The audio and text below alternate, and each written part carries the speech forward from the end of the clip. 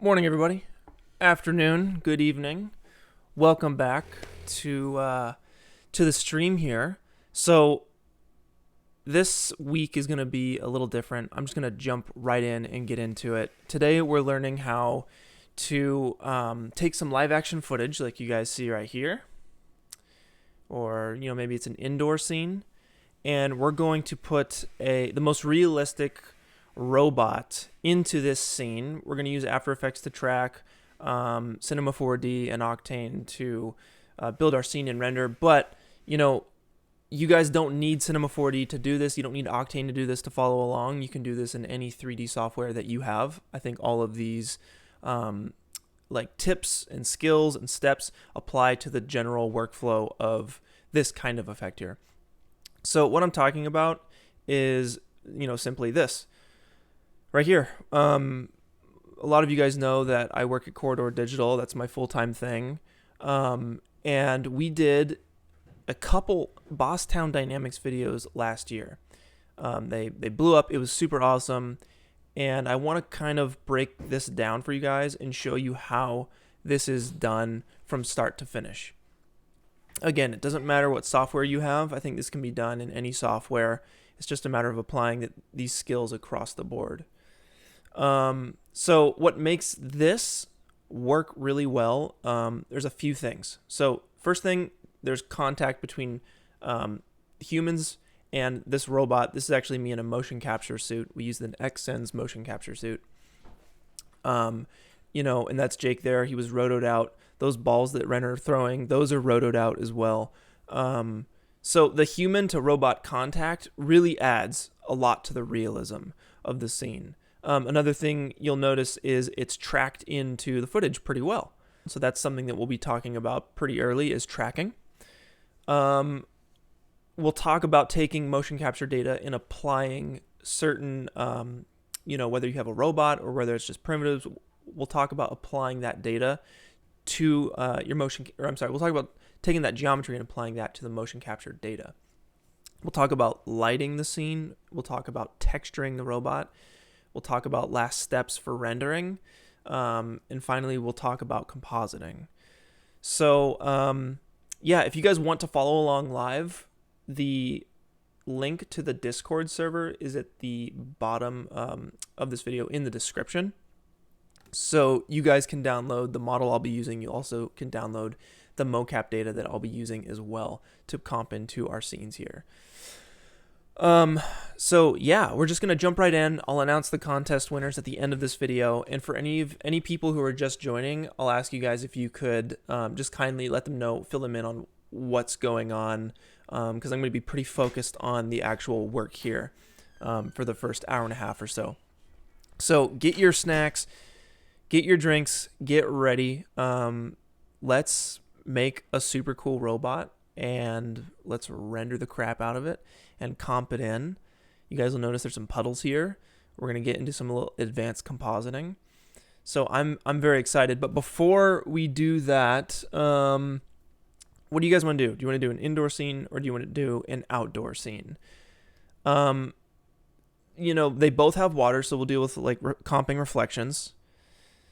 The difference is honestly, doing some sunlight and whatnot in Cinema or the program of your choice versus an indoor scene where we'll probably get into adding some lights above right here to boost the lights that are actually there on location.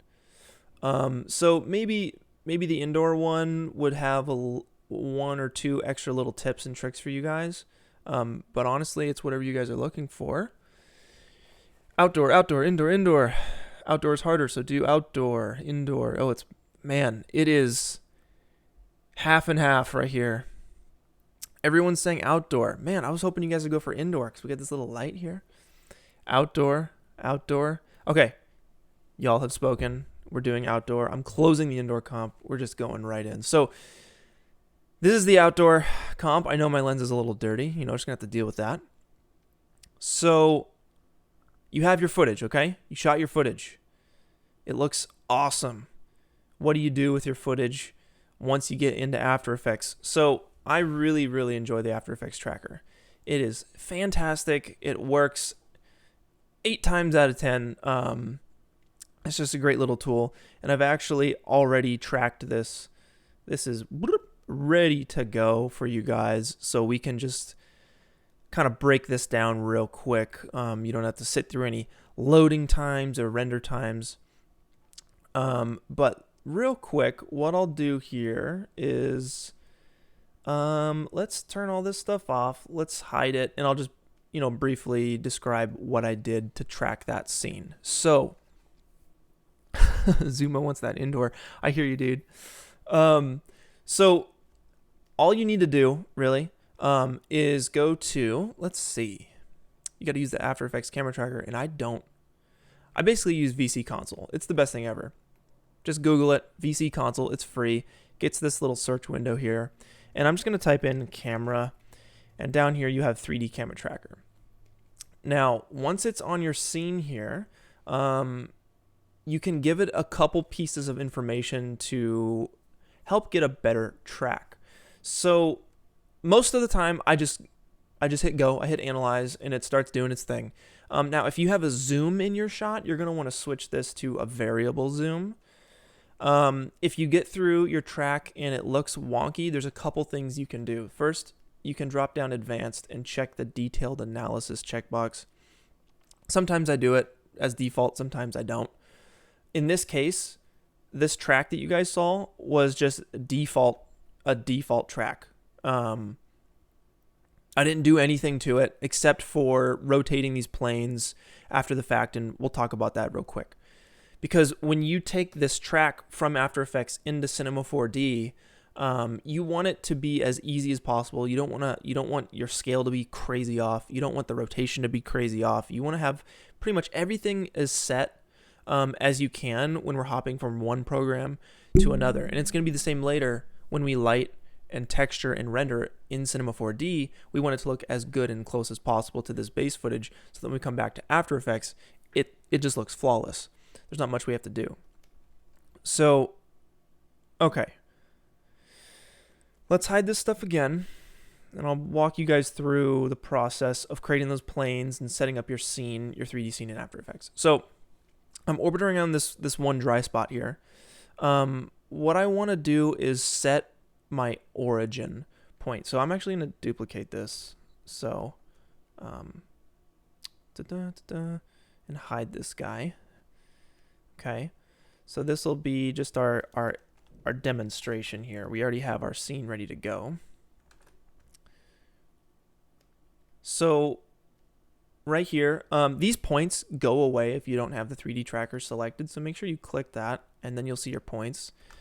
Also, if you hit Control-Shift-H, that will show and hide any sort of like UI kind of stuff. It's really nice for getting all that stuff out of the way so you can preview what's actually there without all the junk, right? And real quick, Milan, thank you for the super chat. Thanks for joining from Croatia. Good to have you. I didn't forget. I saw you. Thank you. Okay. So let's select 4 points here. We're going to select 4 corners of a plane. It doesn't have to be, exact 90-degree angles. It just 4 corners right there. Boom. And that's going to get you this spot right here. If you right-click this, you have an option down here, Set Ground Plane and Origin. Boom.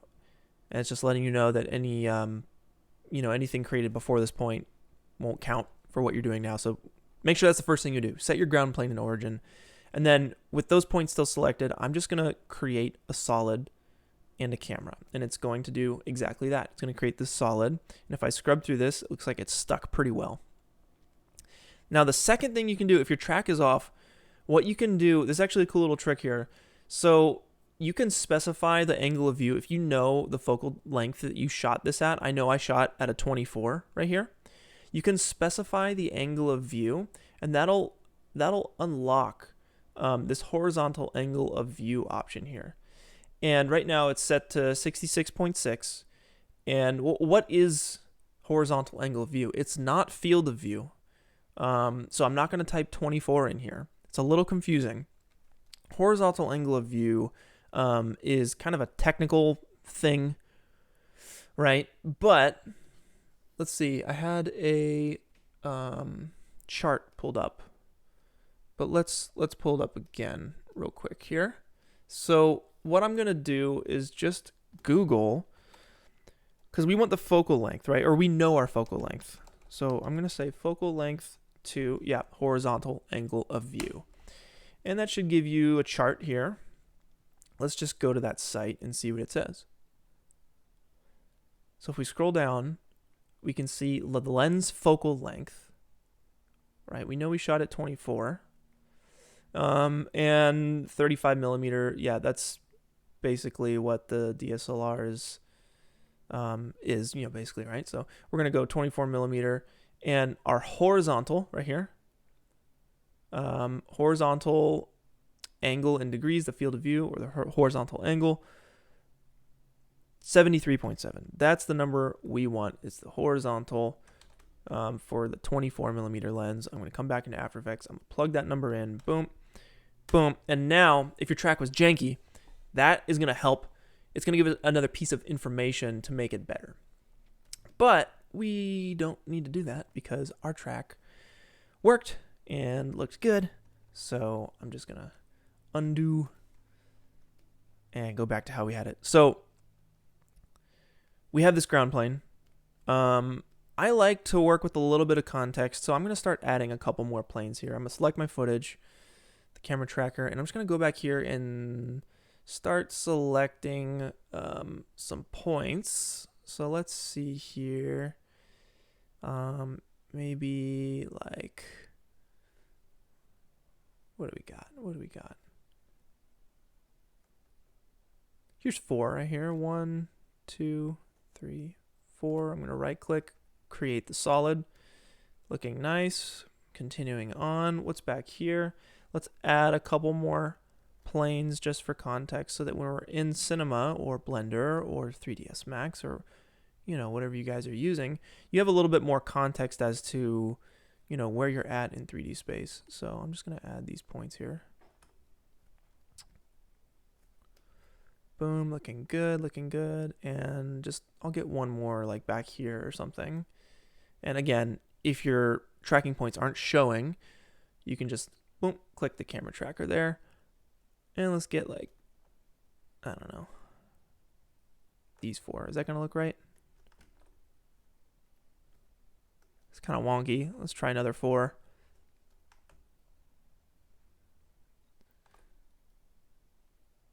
I'm just trying to find like the most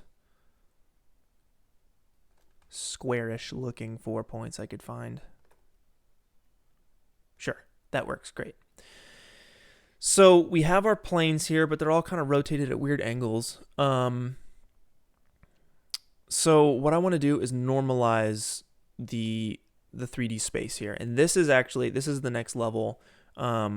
This is really going to unify everything so that when we get into your 3D program of choice, it's looking nice and clean. So I'm going to use this back wall as reference here for our floor. And we're in a square. We're in a concrete square, right? So I'm going to select this blue plane right in the foreground here. I'm going to call this floor.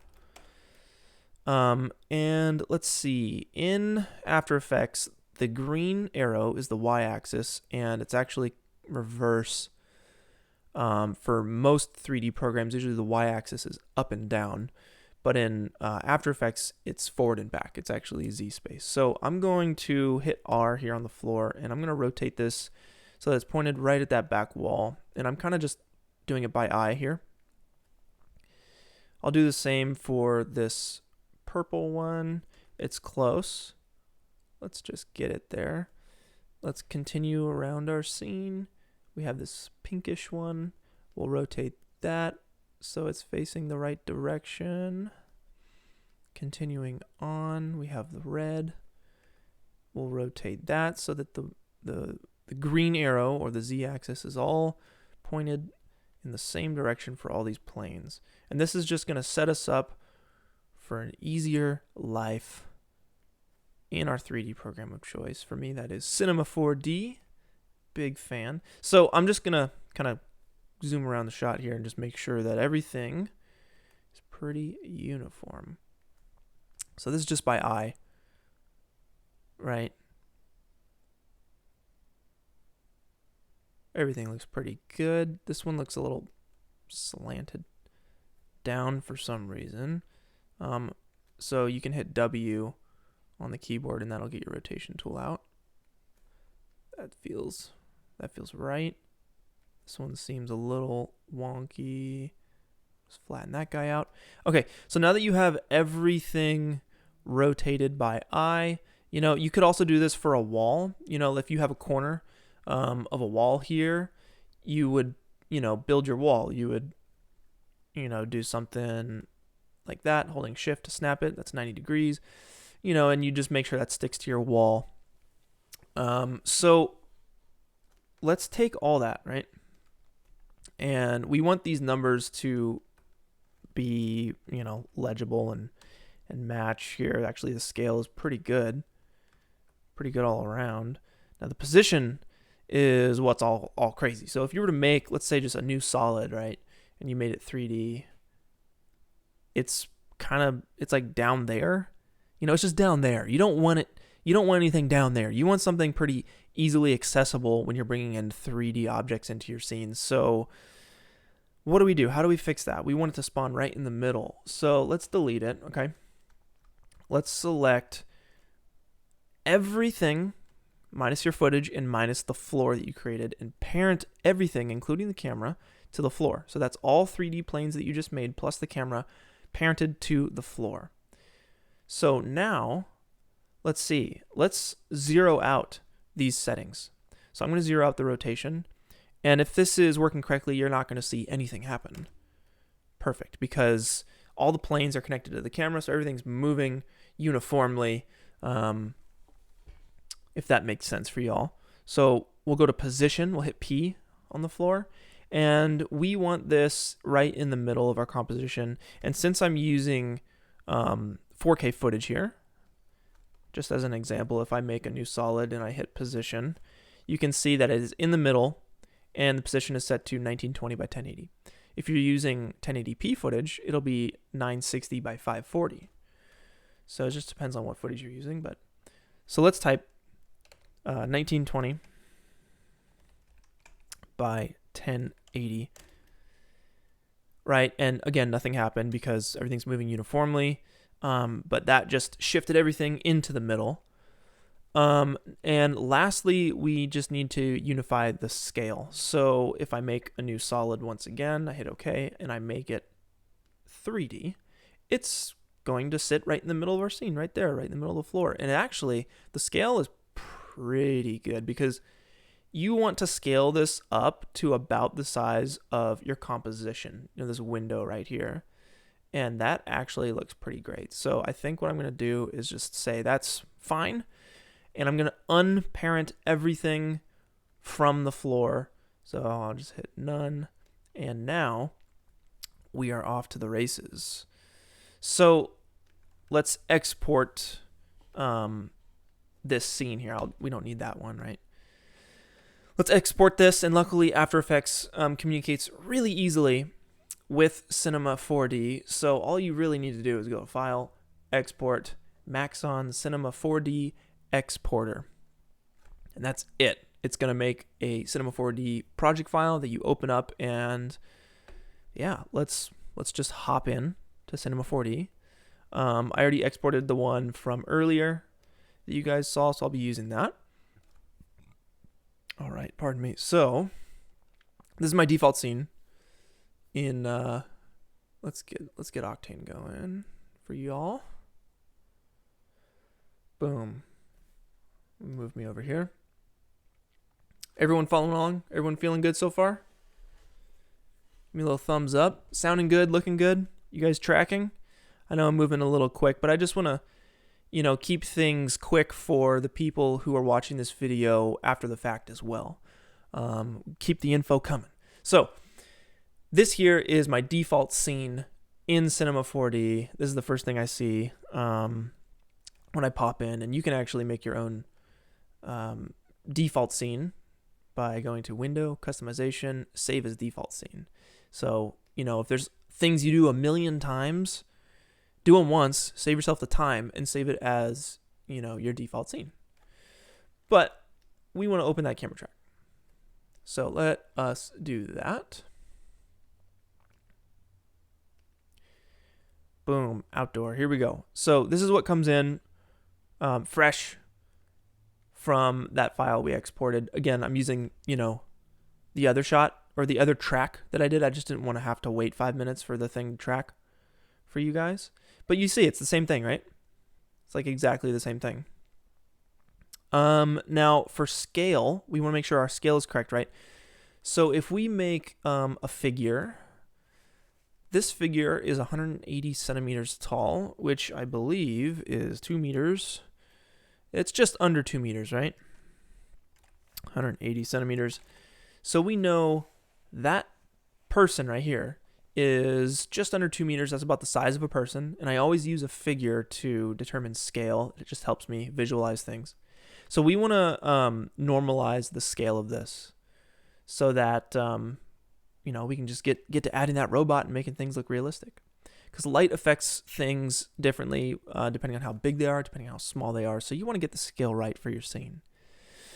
Okay, so the first thing I'm going to do is load in the footage so I can see it in the background and actually see what's going on. It's just gray space right now.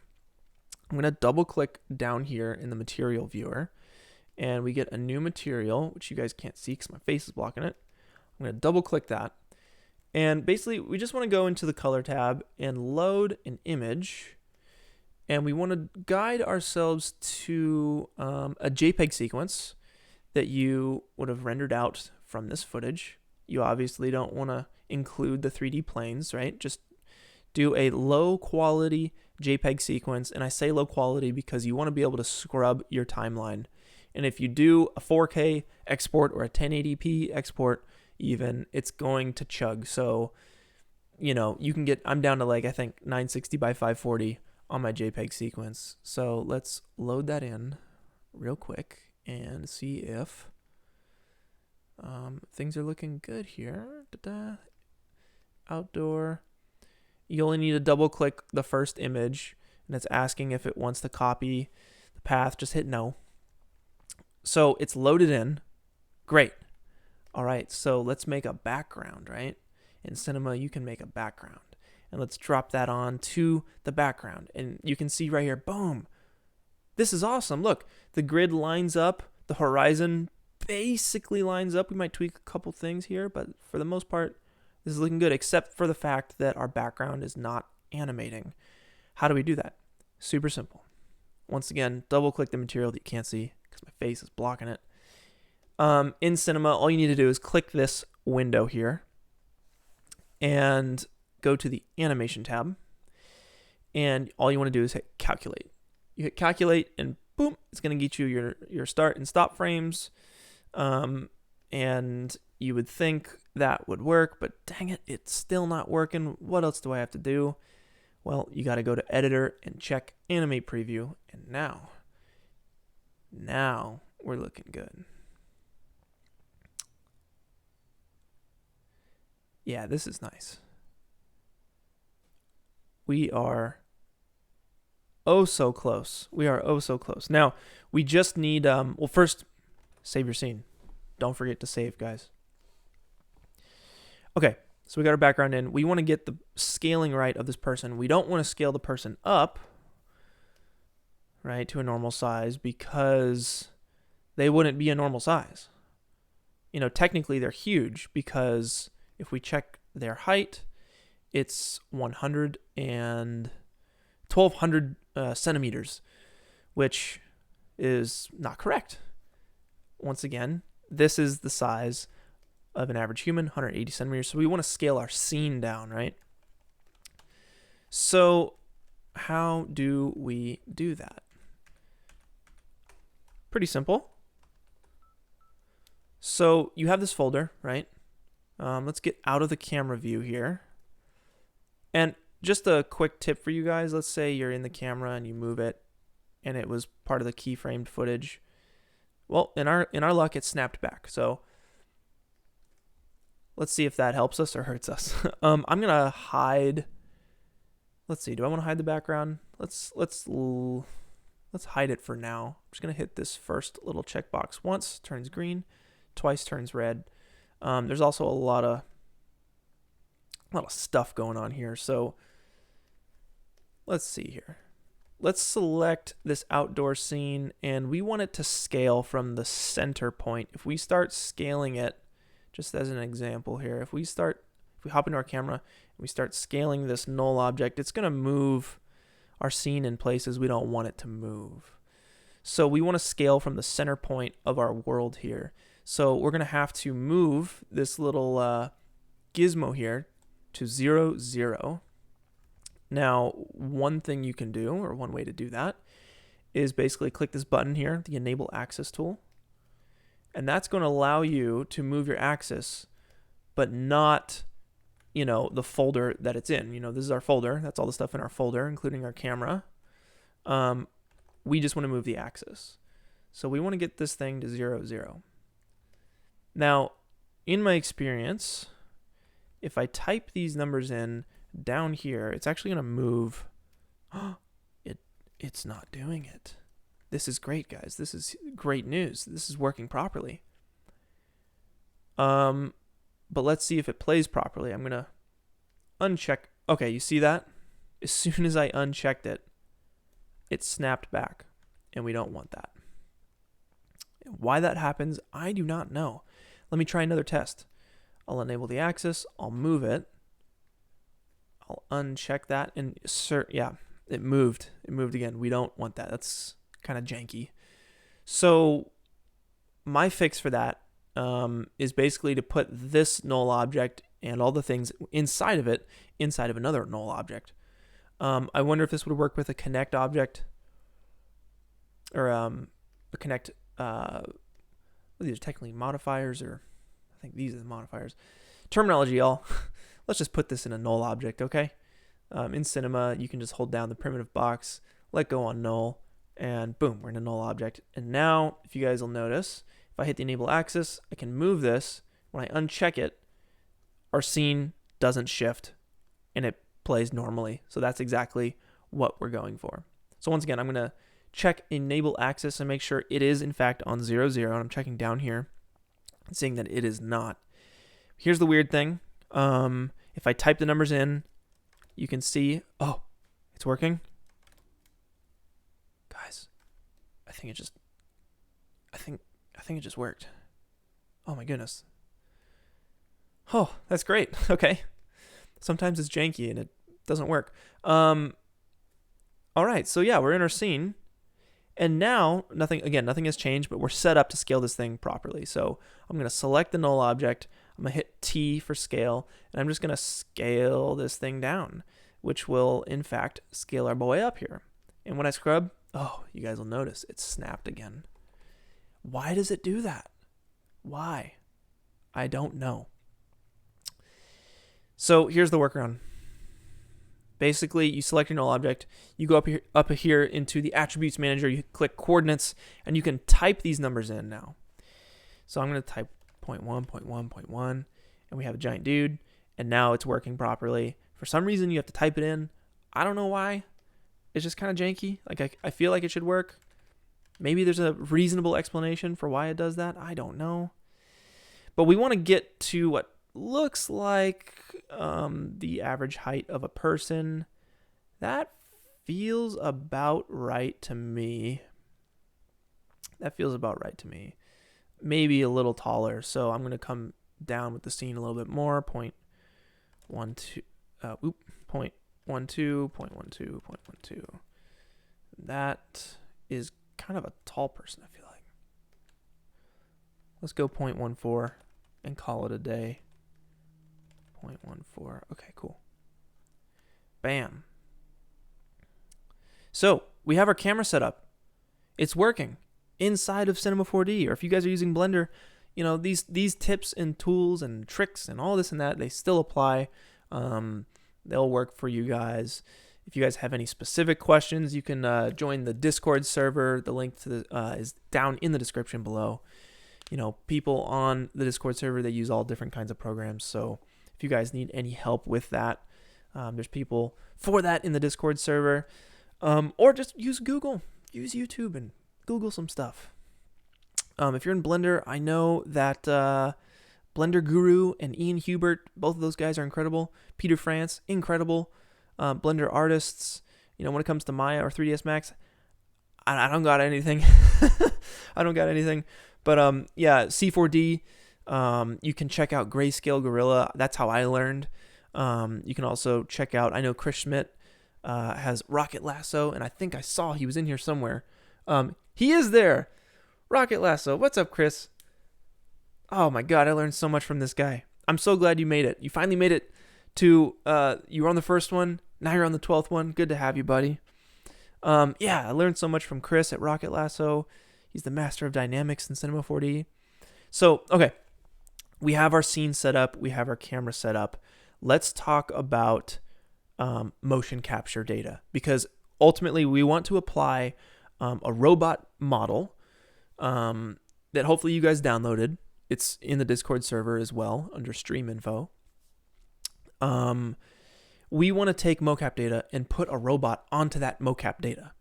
Now, again, for Boss Town Dynamics at Corridor, we used the XN's motion capture suit. So that was me in a full motion capture suit, pretending to be a robot. So that was a custom mocap. I know there's a lot of different apps that you can use on the iPhone. Let's see. There's a couple that capture your motion.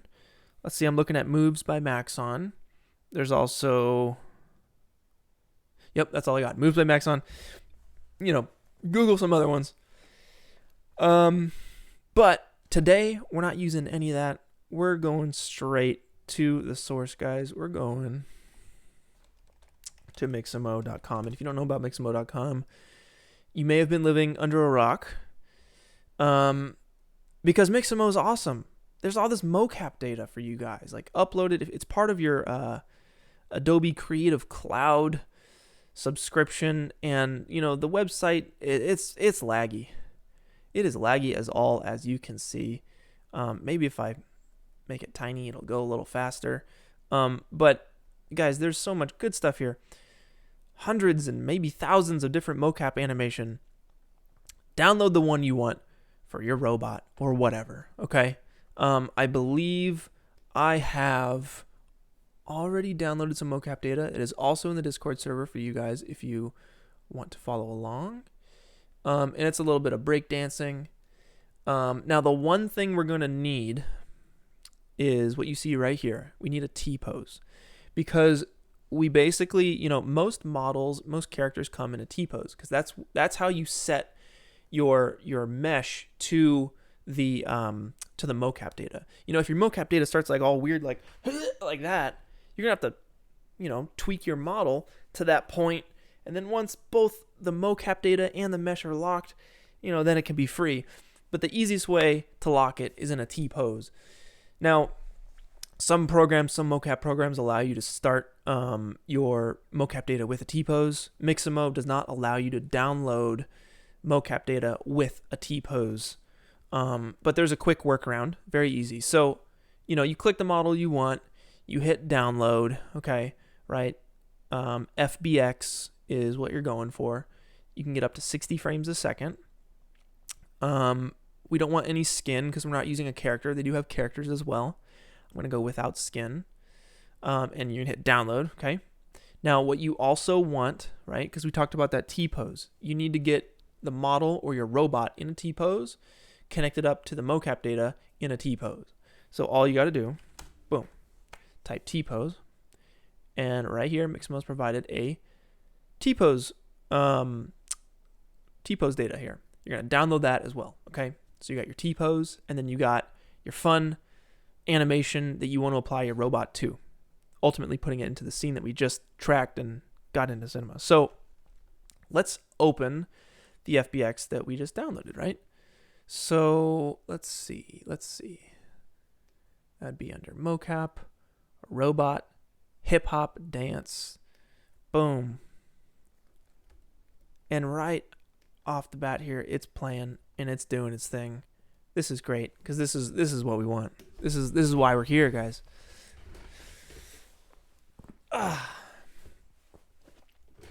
It's a robot doing the robot, okay?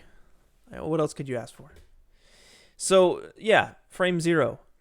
There's no T-pose on this bad boy. We need to get a T-pose up on this bad boy. So, all you got to do is, we'll just merge, right? We'll merge and we'll open up our T-pose. Hit OK. And sure enough, we got our T-pose. That's all we need. It's not animated. It's just one frame. So we're going to copy this keyframe data and paste it at the -1 frame, or the frame before 0, on the motion capture data that we want. So in Cinema, you want to open up the timeline, and that has all your keyframe information. Shift F3 is the hotkey you're looking for. And if we zoom on in to here, right, we have, we're going to just name this Mixamo Hips T, and the other one is, the other one. Okay, so all you got to do is copy this one keyframe here on Mixamo Hips T, all right? You can go up to Edit, Copy, Select, make sure you select your other mocap data. Let's go back one frame, it won't let us. So down here in the bottom left, right down here, I might type in -1, extend this out. So now we can go back one, and I'm going to make sure I have that mocap data selected. I'm going to hit Edit, Paste, and would you look at that? We can delete our T pose there, and we have a T pose that goes right into our dance. That's all you need. That's all you need. So let's copy this mocap data. I'm just going to Control C. I'm going to window over to our outdoor setup here. Go to frame 0, paste, and would you look at that? Let's get rid of our figure here. We have successfully dropped in the mocap data into our tracked scene. Now we can move this mocap data around a little bit so it's more the focus of the shot here. But yeah, that's freaking awesome. I'm just gonna take the background here, and let's see if we can't dim this down by like 50%. Okay, that didn't work. How would I? It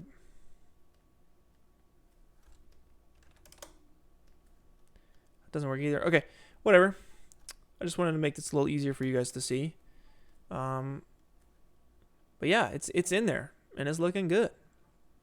So this is when it gets super fun, guys. Super fun. So let's go to frame 0. Let's hop out of our camera here. Let's just collapse all this. We'll call this camera. And let's zoom in here. Let's actually hide the camera in the viewport. So I'm just going to hit that top little swatch there until it turns red. It didn't delete the camera. It's just hidden from the viewport so we can actually see what's going on. Now if we zoom in here, we have this T-pose mocap dance data here, right? Looking awesome. So what would happen if we just started dropping in primitives into the folder structure here? What would happen?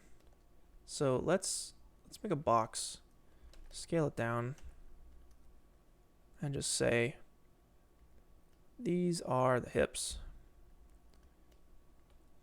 Some SpongeBob hips, okay? There's a folder here called hips. Inside of that, you have spine, right leg, left leg. Let's drop the cube into the hips and see what happens. The cube perfectly follows the mocap data. Now, when I realized this, it was, we did a Transformers video on Corridor Crew where we had this challenge where, we use the Xn's mocap suit to try and transform into Optimus Prime using this technique. It blew our minds. We didn't know how to skin, like an organic mesh to mocap data at the time. So we were like, well, we could maybe just parent, like hard objects to null objects on mocap data like this. And that's how eventually we got to the idea to do Boston Dynamics or Bosstown Dynamics. So we realized we had the technology. So if that's true, then what about, something like this and that? And, if we copy this down further, and we scale these guys, like, would it actually work? Is it that easy? I think you guys know the answer. Let me just drop this in the appropriate slots here. So this is our right leg, that goes under right leg. This is our left leg, so that goes under left leg, and we hit play. And see, the shins there aren't in the right place.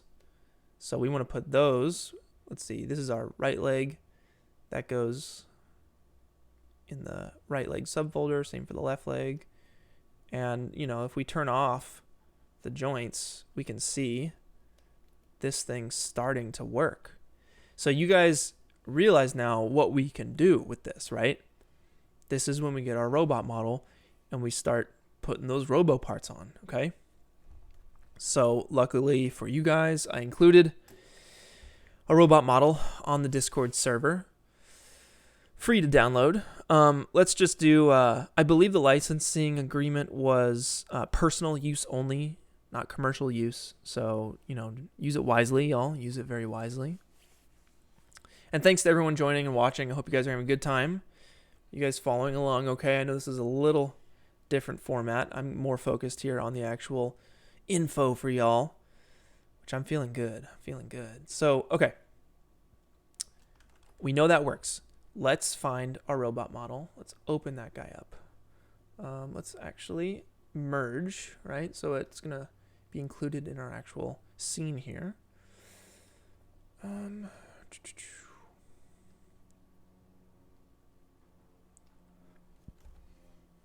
There it is. This is our robot. This is what we'll be applying to all this mocap data. So I'm going to delete these cubes. Would you look at that? It's wonderful. Let's render it to our scene here. Set up path tracing. And real quick, let's just set up, the lighting here. Let's set up the lighting. And then we'll get into all this. I want to kind of see something in the picture viewer. So let's talk about lighting for a second. All right. So I want to see our actual background, the JPEG sequence we rendered out. How do we do that? So basically you want to enable the alpha channel. So if you go to your Octane settings here, we can change a couple of these things. Like I'm going to set the max samples to 1,000 right now. The GI clamp I will also set to 1. That gets rid of fireflies. But right below that, you have alpha channel. So I'm going to check that on, and you're going to see immediately that we can see down here our background. I'm going to uncheck keep environment. And that, I believe, gets rid of like a little halo around the robot. So with alpha channel on and keep environment unchecked, we now have, boom, our scene. And if we hop into the camera view, we can see this lines up. If I scrub through, we got a robot looking cool, right? So what's next? Lighting wise, what's next? Okay, so we have this floor plane. We certainly want it to be gone. We want, not be gone, but we want, we don't want to see it. We want to see the shadow that's cast, by the sun on this robot. So first, let's grab a sun, right? Octane, little sun environment here. And if I hop out of camera view once again, you can see this line, and that line is pointing in the direction the sun is shining. So if I take the sun and I hit R and I rotate this down, you can see right here in the picture viewer, right? I'm going to lock this and zoom out a little bit so you guys can see what's going on. We just want to match the sun up to the footage. So if I hop back into After Effects, this is a quick way for me to see where's the shadows. Where are our shadows? It looks like, according to this tree, the sun is coming from behind camera, blasting the tree pretty hard from the side there. That's not a good reference though. Here's my head. I'm on my one wheel. So we know it's coming from that direction. We don't know how long though.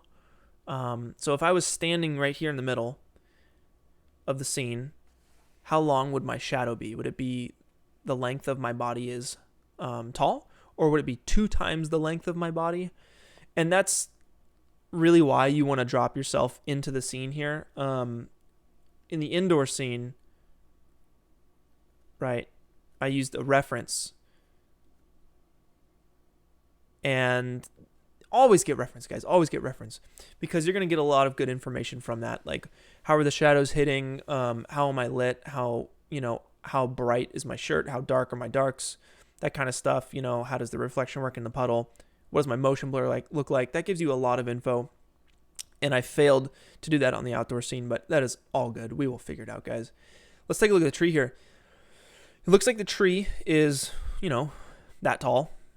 The shadow, maybe just a little shorter than it is tall. So with that info, we have this little stake coming out of the ground, but it's kind of hard to see. It looks like, it's just a little shorter than the stake is tall. So yeah, with that info, let's just wrap this around, because we know if we hop back into camera view that our shadow is kind of coming from this direction, like so. And the shadow is just a little shorter. All right, so I'm going to scale this plane up. We know the shadow is a little bit shorter than the model is tall, so I'm just going to adjust the sun here so that it's coming more from a higher angle. That feels about right. Awesome. The next thing we want to do is keep our shadow, but lose this ugly yellow floor. And to do that, in Octane, it's very simple.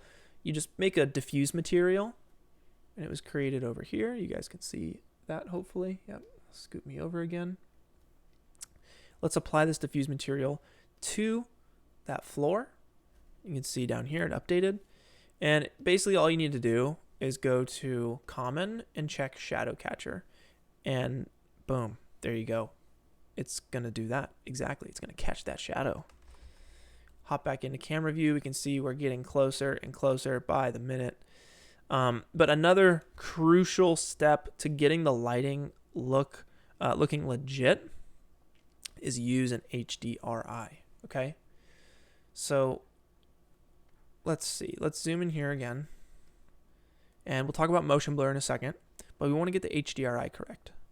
All right, and that's basically a high dynamic range image that's going to light our scene from full 360. So I'll click this here. This is our Octane sky. You can do it by going to Objects, HDRI Environment. Okay, and it's looking for an image right here. It's looking for an HDRI.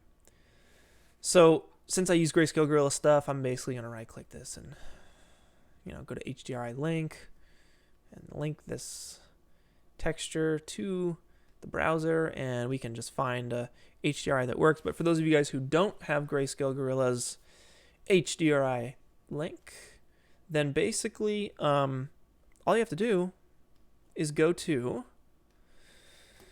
HDRI Haven. 100% free high quality HDRIs for everyone. All right. Yeah, click on HDRIs, and what is this? This is an outdoor scene. It's pretty high key lighting, so you'd scroll down until you find something similar. You know, this might work. This might work. I know the ground is pretty bright in our scene. It's certainly not sunset, so you'd scroll down until you find an HDRI image that really suits the needs for your shot. So yeah, let's go back up to that one. Where were you? Sure, let's just do this one. And guys, they have 16K. Look at this, 16K HDRIs. This is fantastic. Great website. They got a Patreon and everything. Check out HDRI Haven. There's also HDRI models, or I'm sorry, was it Model Haven? And I think there's another Haven. Model Haven, Texture Haven, HDRI Haven. They're all free. It's crazy. All right. So, moving on. You guys can get your HDRI from that website. But you could see that once let's turn off our sun here. You can see the HDRI is working, but it's all blown out. And what that is, you just want to click the image, and if it is blown out for you, go to color profile and change that to linear. It took me forever to figure out. So this HDRI, I don't think it really works. It doesn't feel right to me. So we want to find an HDRI that matches our scene, you know, like I was just saying. So I'm going to go through, I think Grayscale Gorilla's Paradise Pack is a really good one for this. I think Beach at Noon is a good one. Noon Beach. And I'm just going to wrap it around so that the shadow is, you know, hitting the right angle. That feels right to me. Okay. So now we want to light it with our sun and that HDRI. And if you select the sun daylight tag right here, there should be a little checkbox called Mix Sky Texture, okay? Click that, and it's going to light your scene with both the HDRI and then use the shadow from the sun here, okay? And you'll notice the robot, the darks on the robot are way darker than the darks in the actual image. The robot actually looks a little small to me as well. So let's see about scaling our scene down again. So 0.14, let's go 0.12. It feels a little bit better. 0.11. Yeah, that feels better to me.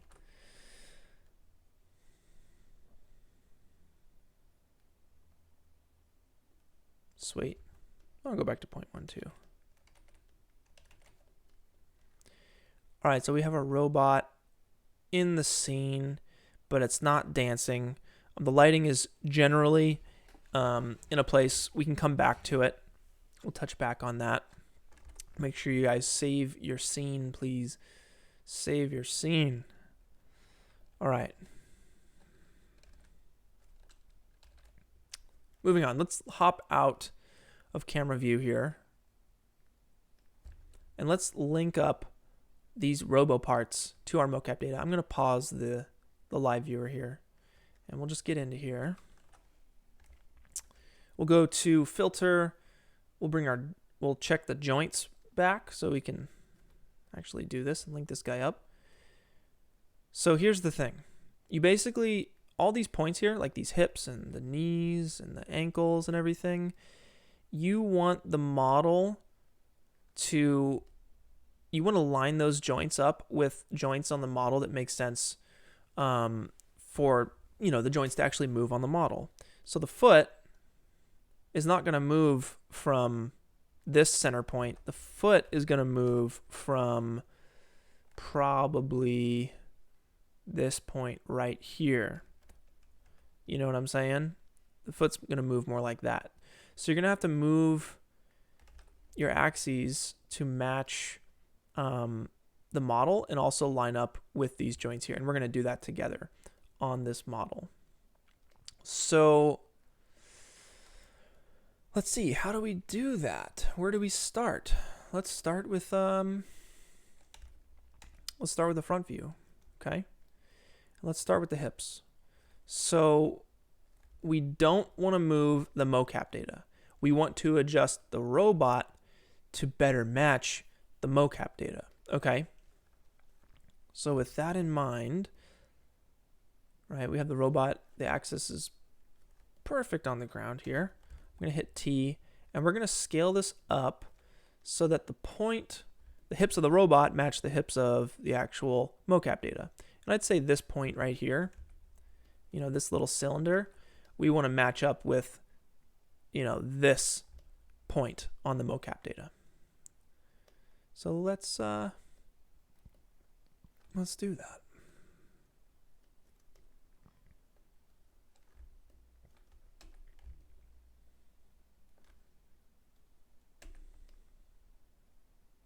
So I'm scaling the robot up a little bit.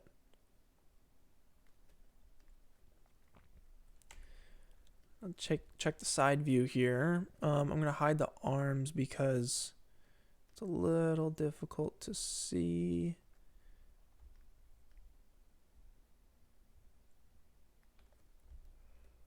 Right, that's very, very close. So let's take the robot inside of the null object, and I'm just going to move it forward so that, if you guys can see here, this is going to line up with these hips. And the closer you are with this, the more accurate the robot will bend and move. If you're not accurate with it all, you're going to have floating limbs kind of flying all over the place, and it's not going to look real. So one of the secrets to realistic robot and realistic renders like this is to get the movement right, okay? And by lining up these axes to the correct joints, that is going to really help sell the movement. So it's a good idea to spend some time doing that. I'm not going to take forever here, but I'm probably going to take the next 5 minutes lining up these joints here. So let's do it. Let's dive in.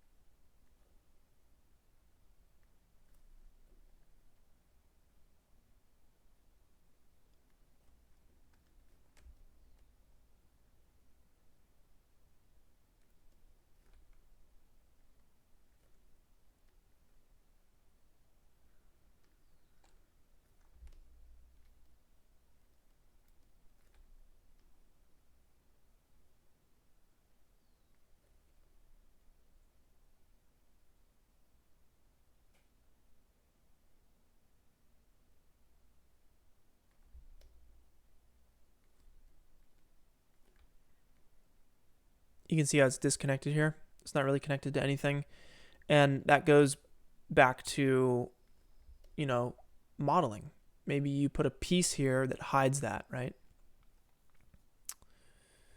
So you want your robot's mesh to actually look like it could be possible as well. This one is a little, it's just for demonstration purposes for this video. We're going to get it pretty far. But for context, I kind of structured this together last night for maybe an hour. But the Boss Town Dynamics robot, I pieced it together with like different kit bash pieces from the Vitaly Bulgarov kits. It probably took me a week to piece all that stuff together to make it look feasible, like it would actually exist. I modeled some custom pieces as well.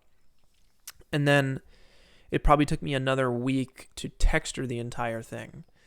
So the more time and detail you put into that stuff, it really pays off.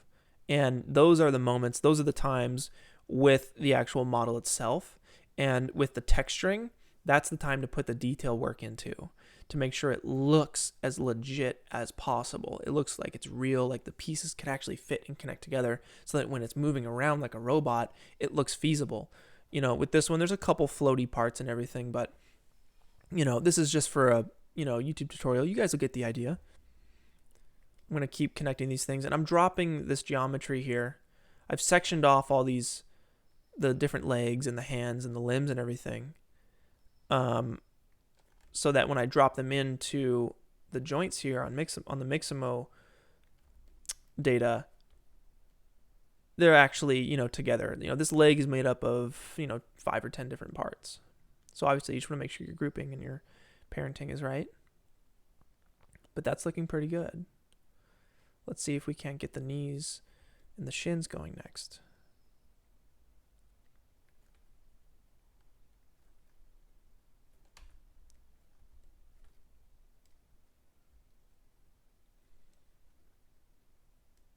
By the way, if you guys are on the Discord server, in the FAQs, I have a link to my Spotify. So I'm listening to some peaceful Donkey Kong music. Hop in with me, guys. This is the best right now.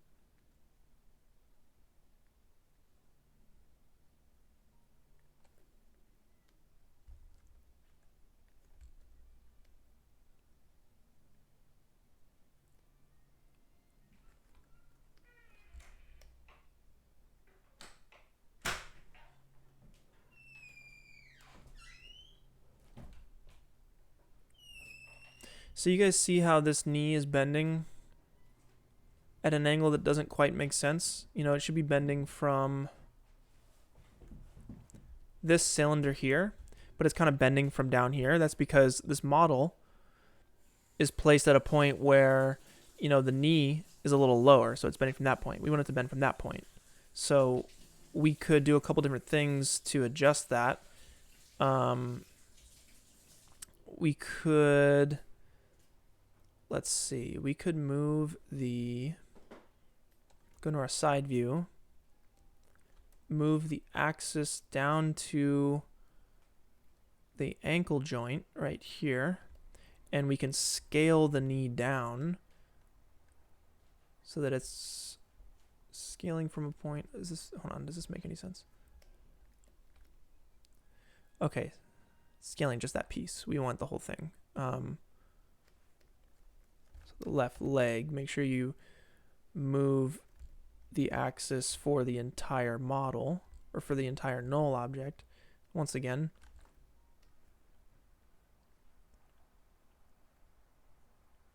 boom, it's gonna be moving from there, and we'll scale it down so that it's bending. You see what I'm doing here? I'm moving this cylinder down to fit within this joint, and we could move it, we could rotate it a little bit. So let's see,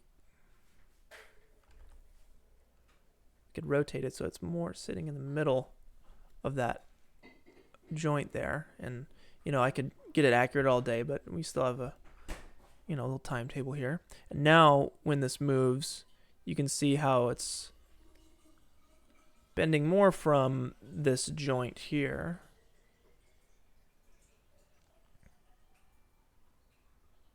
Versus a little lower. So I'll do that to the other leg as well.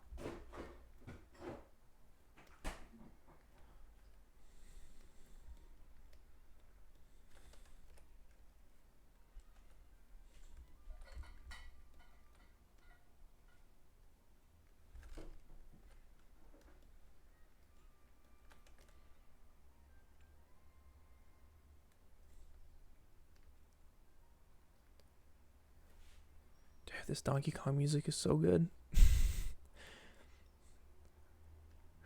Who knew?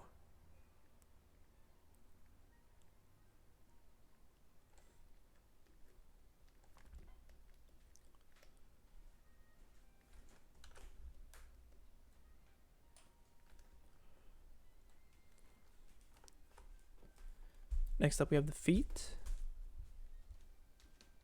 Right foot and left foot right here, okay. So we're going to drop those into the appropriate folders. And I named everything in the model I included. I named everything so that it should line up just right.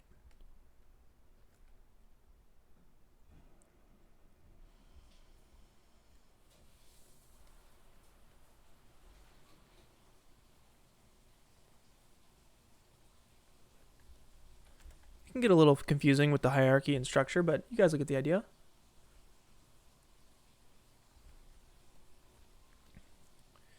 Would you look at that? It's looking cool. It's working. And you can go to filter, uncheck joint, so you can see what's actually going on here.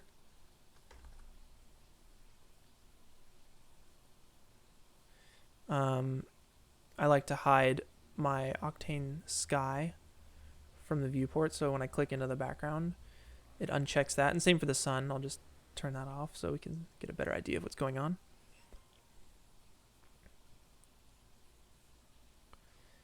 Yeah. Let's keep going. We got the lower half done. Let's move on to the top half.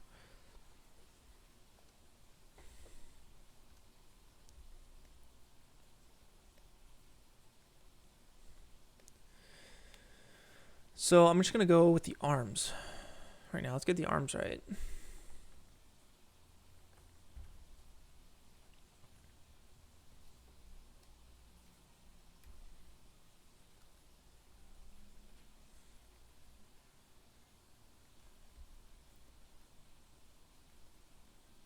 Let's bring our joint back because that's what we're actually referencing here.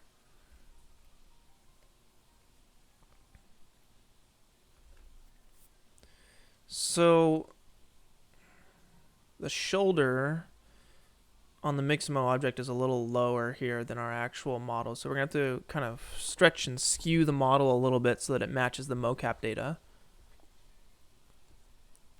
So this will be a good example for you guys. If I were to apply the arm as is to the mocap data, give you an idea of what it would look like. It would definitely detach. So let's put the left shoulder under the left shoulder. Same for right shoulder. Left arm goes under left arm. Left forearm goes under left forearm. Left hand goes under left hand. Now same for all the right.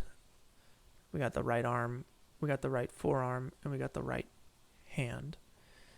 Now obviously those hands are not in T-pose position.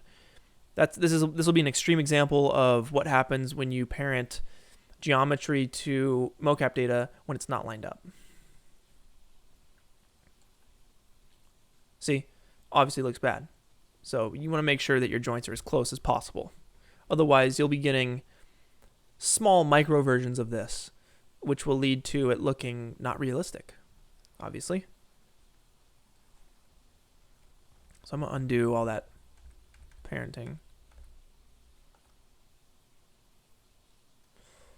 All right, so let's T-pose this guy out first. So we have the left arm, the left forearm, the left hand. Let's just parent those into each other. Grab the left forearm. Let's go into side view. Hit L. And let's just put that right in the shoulder socket. I'm going to hit R. Hold shift. Rotate 90 degrees. That'll get our T-pose there. Let's do the same for the other side.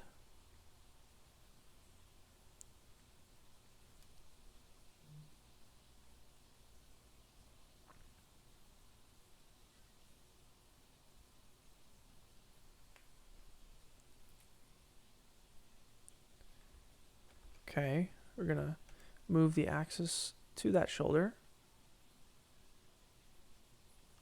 Make sure it's for the entire null object, for the entire hierarchy. Once again, holding shift, rotating 90. Cool. So how do we want this robot to look? How do we want those shoulders to look? We definitely need to bring them down. Maybe we just bring the entire torso and the arms and everything down together. So let's see here. Where's our left shoulder? Did we leave it? Yes, we did.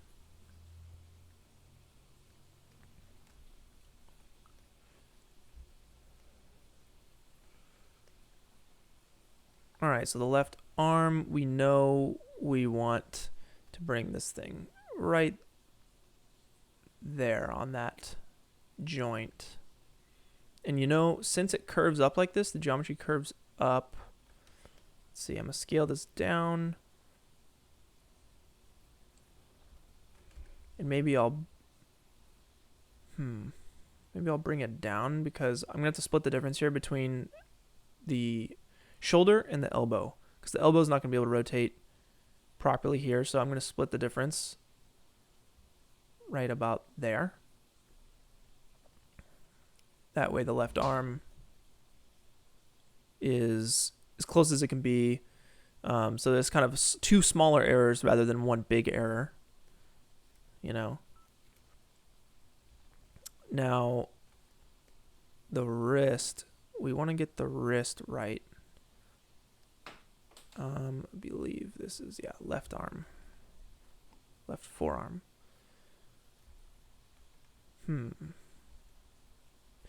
Maybe we end up going with the elbow locked in. Let's see. Right there, because that locks our wrist in, right?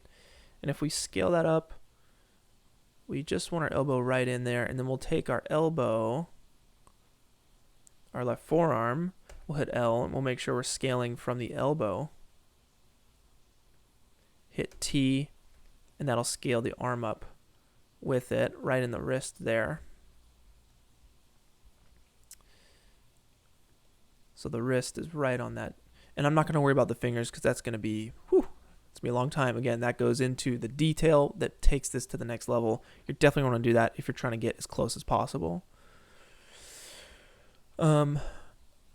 Let's get the other side. Okay. The right arm. We'll bring this down so the joint lines up. Then we'll bring it down so that the elbow lines up, and we'll scale it so the elbow lines up. Move it up a little bit. We'll go into our hierarchy.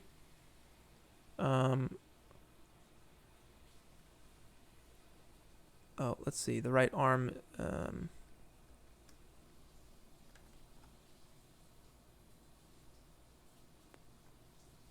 Let's see. I just want to get this right. I think the parenting is a little off.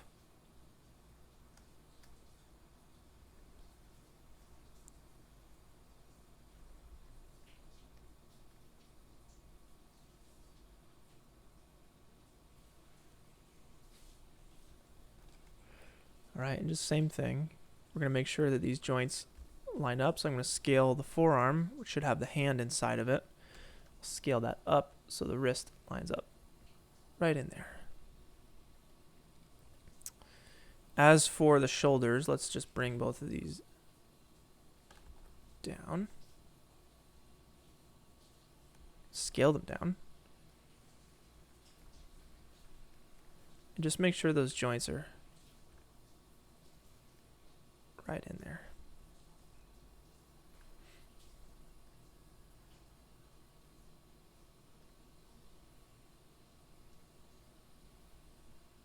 Everyone's still following along okay?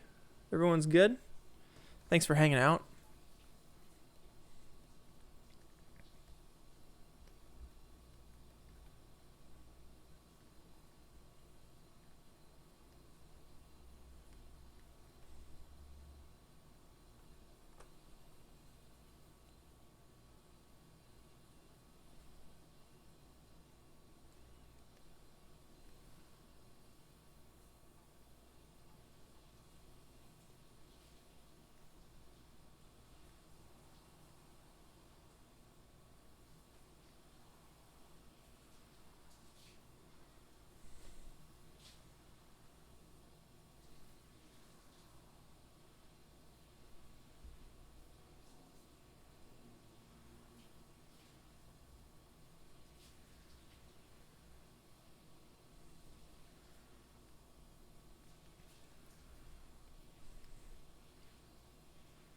All right, we got the left arm on. Let's get the right arm on.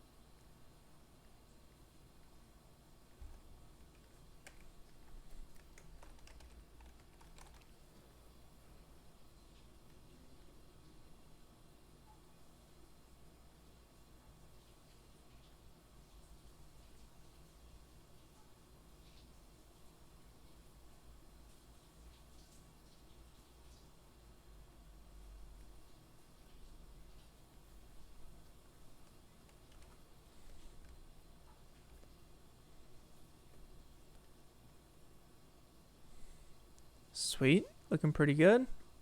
We're getting close. Let's put the torso on.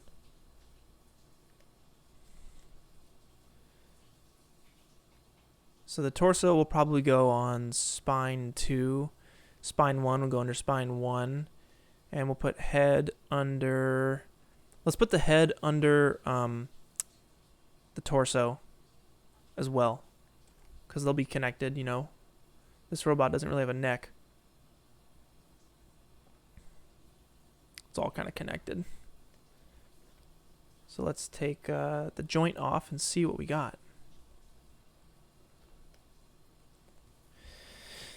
So that's basically the idea, right, with this robot. You can see the shoulder joints are a little wonky, and again, that's because of the geometry and the way that this thing is shaped. So you're going to kind of want to match the geometry of this robot, you know, to as close to your mocap data as possible. I think one thing that might be able to fix this... Oh, here's a little trick for viewing. Basically, if you give your camera, let's make a new camera, and let's give it a target, and we'll just say the target is the hips, the Mixamo hips. And if we hop into the camera there, we can actually just keep an eye on this thing. You know, you zoom in, and let's go a step further. Instead of hips, we'll just say, take a look at the left shoulder. And you can see how the shoulders are popping out of their sockets like that. I think if you make this a ball socket as opposed to like that popsicle looking socket, it might be a little easier. And the closer this shoulder joint, the blue arm piece, the closer that is to the actual Mixamo shoulder, the more it'll stay put, right? So let me see if I can't just tweak this a little bit. Going back to, I'm snapping back to the start with this button here, and that's going to get us to frame -1. Let's hop out of the camera and just see if we can't fix this issue. We'll bring our joint back in. Basically, this thing angles itself down. If we could get it to angle up here, maybe the shoulders should just be part of the torso, and I think that's what I did for the actual Bosstown model.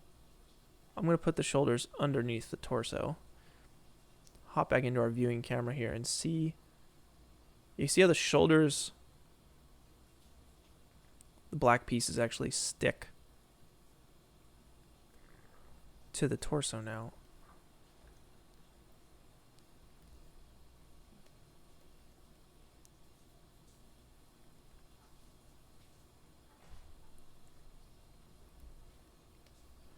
Oh, here's why, guys. Here's why. It's because you see from the top view, you see how everything's off? That's why. So let's go to top view, and let's make sure our arms are right from the top, okay? That is why. All right. So let's see. Let's go. Let's get out of. Let's take our left and right shoulders, move them back so they're right in the middle there. we'll take our arms, our right arm, we'll take our left arm, we'll also move those back.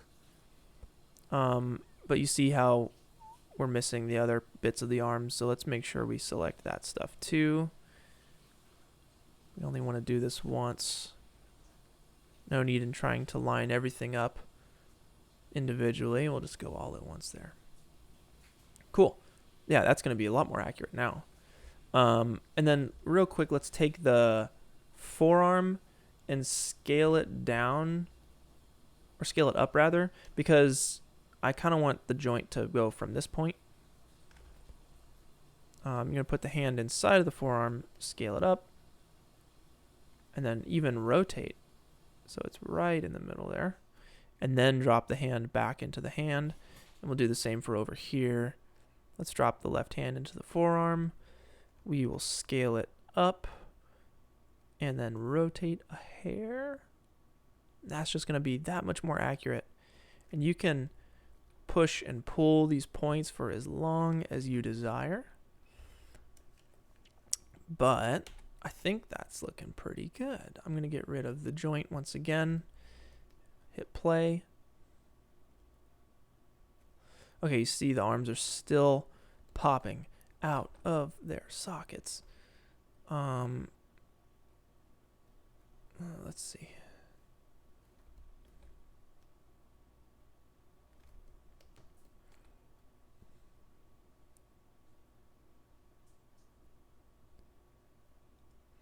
Yeah, I think we're going to want to put the shoulders in the actual shoulders. Right shoulder. Let's start with the left. Left shoulder. And right shoulder. I think that's going to... Yep. That'll work better for us. And finally, I'm just going to smooth out, instead of a little popsicle stick here on the shoulder. Let's see. Let's hit UL for loop selection, and I'm just gonna hit UI a whole bunch, and that's gonna select everything there. And let's just hit delete. And yeah, it's just a little piece like that. I'll do the same for the left shoulder over here, so it's not as obvious that it's clipping through. Where are you? These file structures get I'm losing my mind. Left. Where is left? Where are you? There you are. Left shoulder. I'm hitting UY to grow selection, and I just delete that. So now we have these little stumps.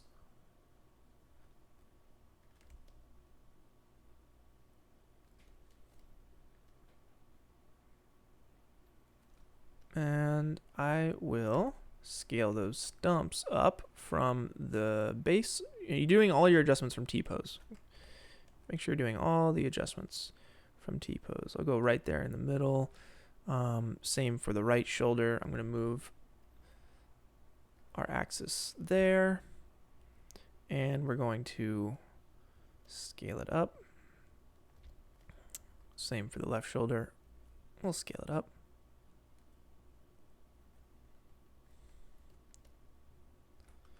Make sure you save your scene. And that feels a little bit better to me. Again, not perfect. We can go all day, but we don't have all day.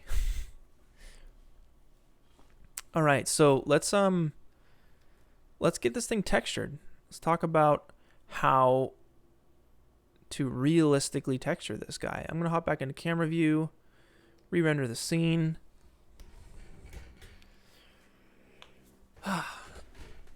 Man, I've been talking for a long time. We're in it.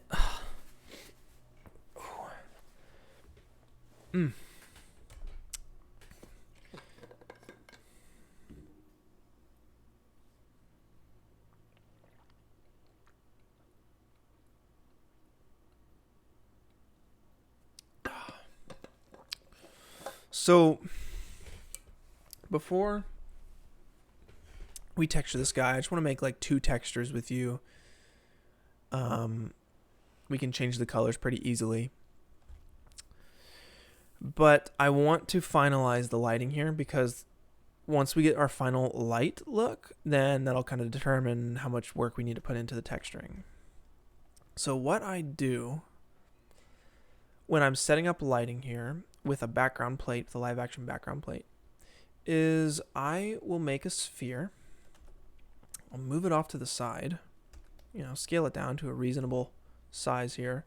I'm going to make a new glossy material in Octane, as you guys can see right over here. Double click, go to the index. I'm going to set the index to 1. That's going to turn it into a chrome sphere. Fully reflective here. I'm going to drop that on the sphere. I'm going to hit save.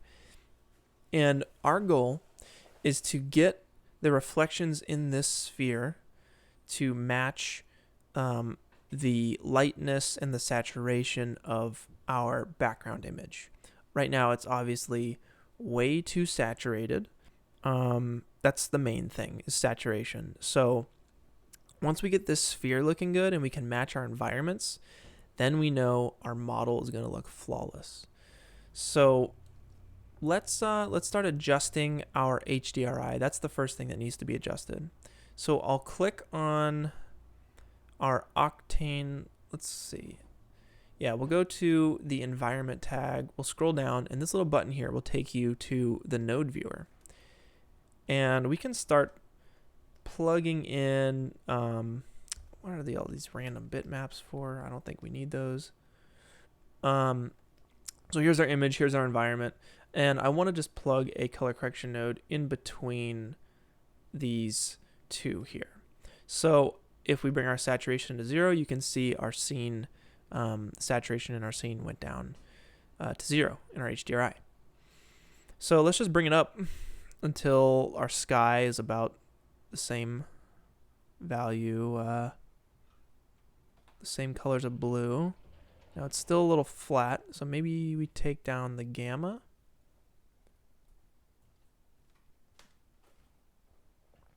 We take the saturation just a little bit, and it's a little bright, so let's take the brightness down.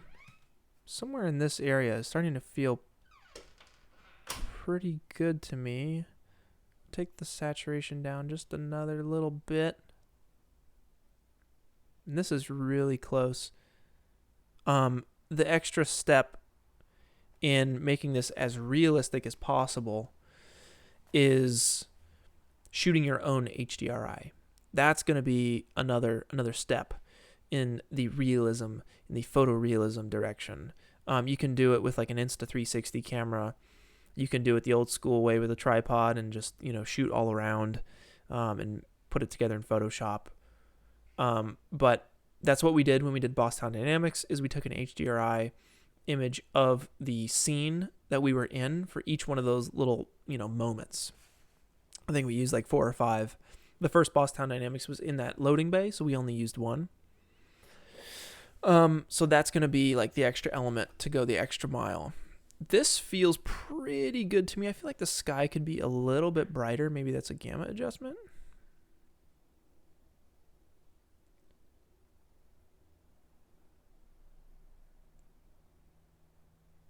Somewhere in there.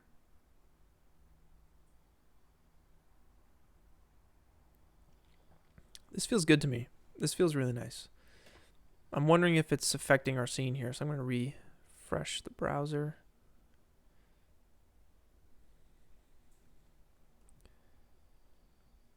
All right, so now we know our HDRI is looking really nice. It's looking correct. Let's scrub our scene. So I think the colors we chose here are pretty intense. The yellow here, the white. These are obviously colors that don't make the most sense. So I'm gonna tweak it a little bit. It's a little light here. It's a little bright. So again, you're gonna go to the environment tag, click the node button here, and I think the brightness, let's see, maybe it's just the gamma. That feels good. That feels good to me.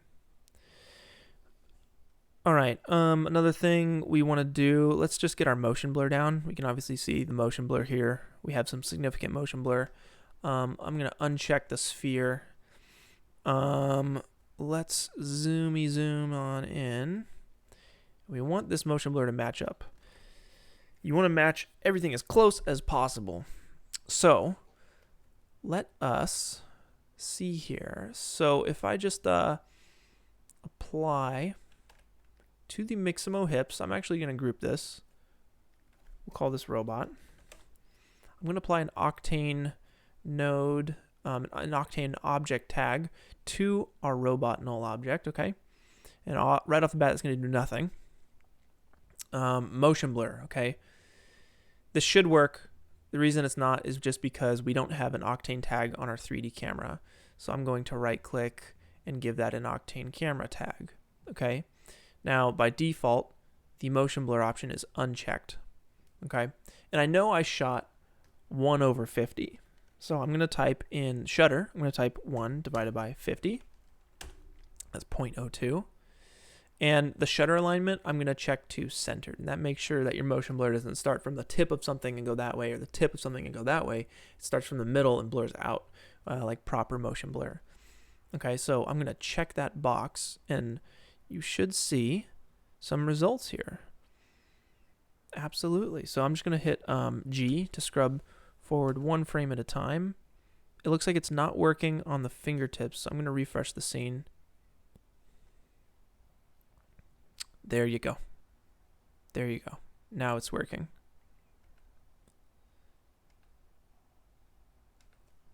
That looks great. I'm going to hide these other planes in the background. We don't need those.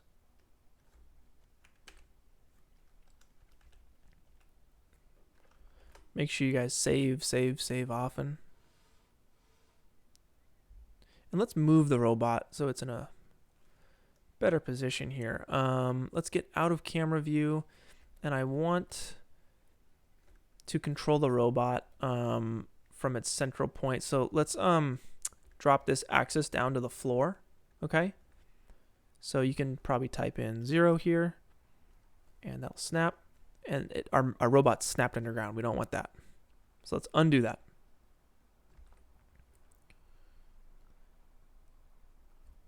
Okay, now our robot is all wonky.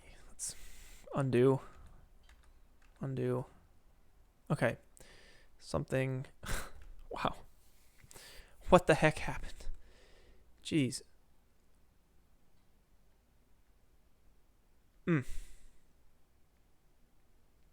Why? Why?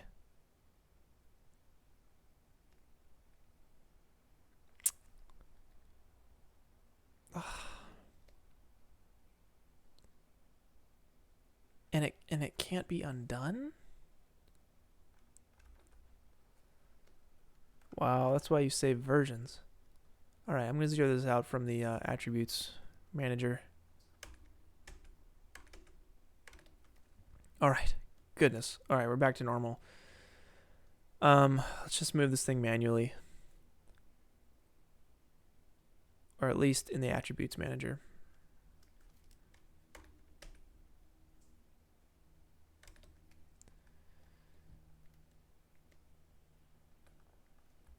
Oh man, that's still not getting us what we want. Okay, I'm just manually doing this at this point. It should not be this difficult. I don't know why this is a thing. Chris, have you ever come across this? I'm sure you have. And do you have any reasonable explanation as to why this happens?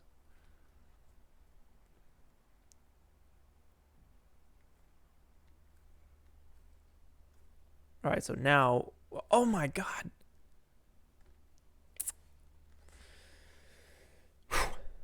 Oh, jeez.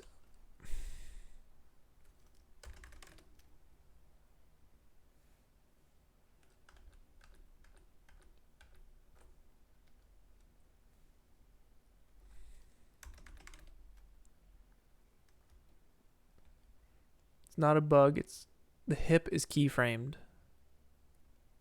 It's because the hip is keyframed. Yeah, but the null object isn't.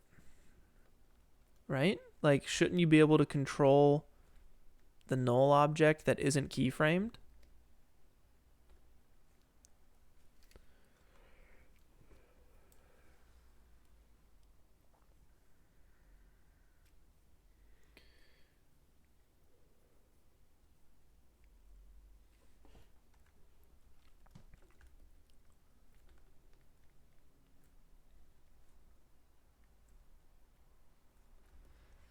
Yeah, okay, keep snapping. So you need another parent null. You can move that. It won't affect the relative position. Okay, so I need to go once more.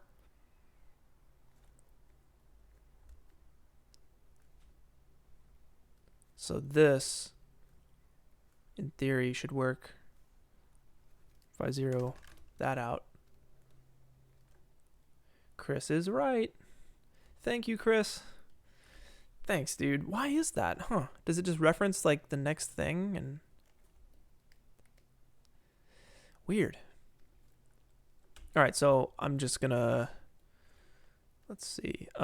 Maybe we can use the axis center tool, and we can just put it at the lowest y value. Include children, include all objects. Yep, and that'll center it up right with the bottom. And then now, if we make sure that enable access is off, we can zero that out. And it is standing on the floor now.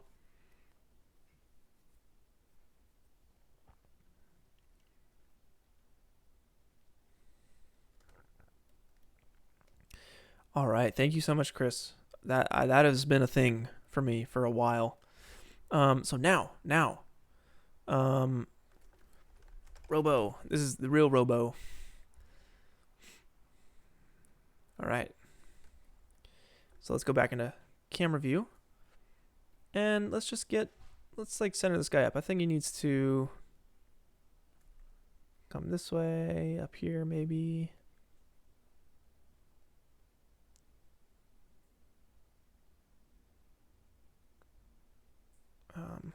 Maybe he comes up. Maybe this way. Maybe I just didn't do a good job of centering somebody.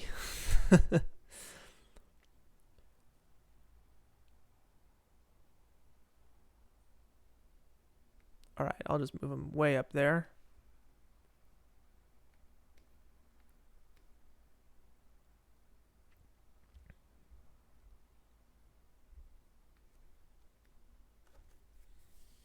Let's get our background back. This will help us. And let's take our floor and hide it in picture viewer. Let's take our grid away.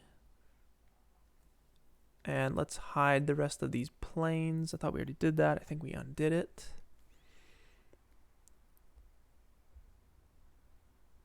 So I'm kind of looking at this point right here. So if I move our robot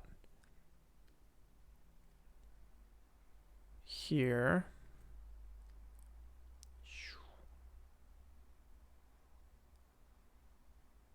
but then I adjust to like over here. See, this is just shoddy camera work on my part, guys. So maybe the clip starts right here. I like that.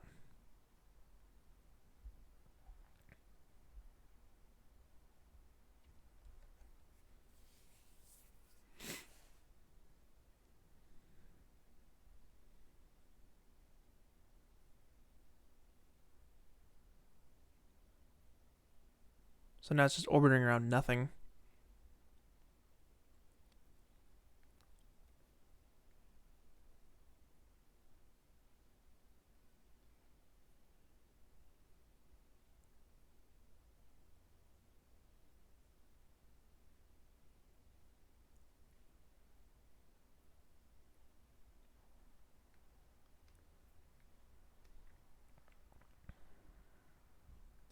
There we go. That feels the best to me.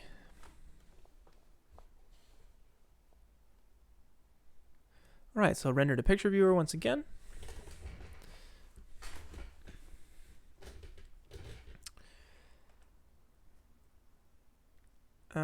And sometimes there's a little Octane bug here where the motion blur doesn't pop in. So I'm going to render to picture viewer once again, and Go frame by frame, and it should, or I'll just hit play. Okay, not working. Oh, we undid it. I think we undid some stuff. Once more. There we go. Our motion blur is back.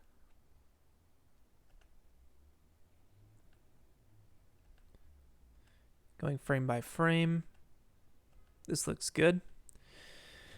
So we'll want to texture this thing. All right, let's go to an appropriate frame, maybe somewhere where we're kind of close up. Let's hop out of picture viewer, or camera view rather. Let's zoom in here. We'll make two textures. We'll make like a scratched chrome texture, and then we'll make like a painted metal with scratches in that as well. And we'll apply that to just different parts of the robot, and we can change the colors on some things. So let's start with our chrome, our scratched chrome, because that'll be a building block for the painted scratched metal, right? So once again, I'll make an Octane glossy material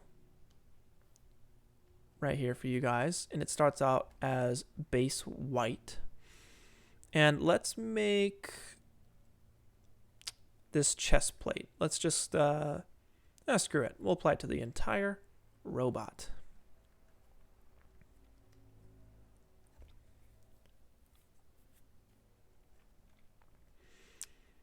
And let's get rid of all of the textures we have on here, because all these other textures are overriding this one material we have. But maybe we just do this the right way here. And if you guys have all these opened boxes here and all these open folders in your object window here, basically if you hold Control and click minus, it'll close everything underneath that, right? So it makes it a little easier to navigate around. I'm going to go into spine. Torso is what we want, right? And I'm going to just update the torso material with the material it already has. And these are just placeholder materials. And let's go into that Octane glossy material. We'll go to the index. We'll set that to 1 once again. Okay. Zoom in here, and it's kind of like a low poly mesh. I think we might actually have some weird Phong issues.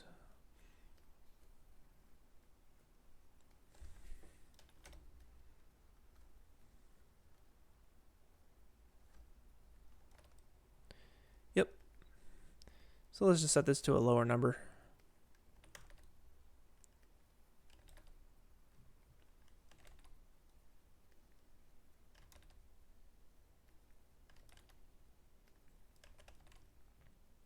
$13 it is. Okay.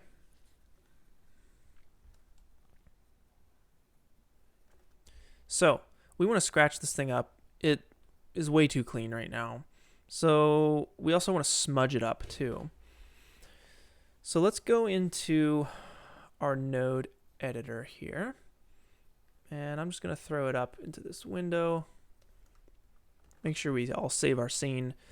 Let's start with an image texture in the roughness. Because what roughness does, if I were to crank the roughness up, you guys can see it disperses the reflection, right? And we want this not entirely over the entire torso. We want this in just little spots. And a good fingerprint roughness map would be perfect for us. So my go-to for fingerprints is the Cornelius Domrick pack. I believe it's free. So I'm going to pipe this into roughness. And if you go to his website, I believe is corneliusdomrick.com. There it is. Go to tutorials. This guy's incredible. And he has some rain displacement. He also has some tileable glossy maps. And that's what I'm using right here. It's free. So I'm just going to navigate to that on my computer real quick.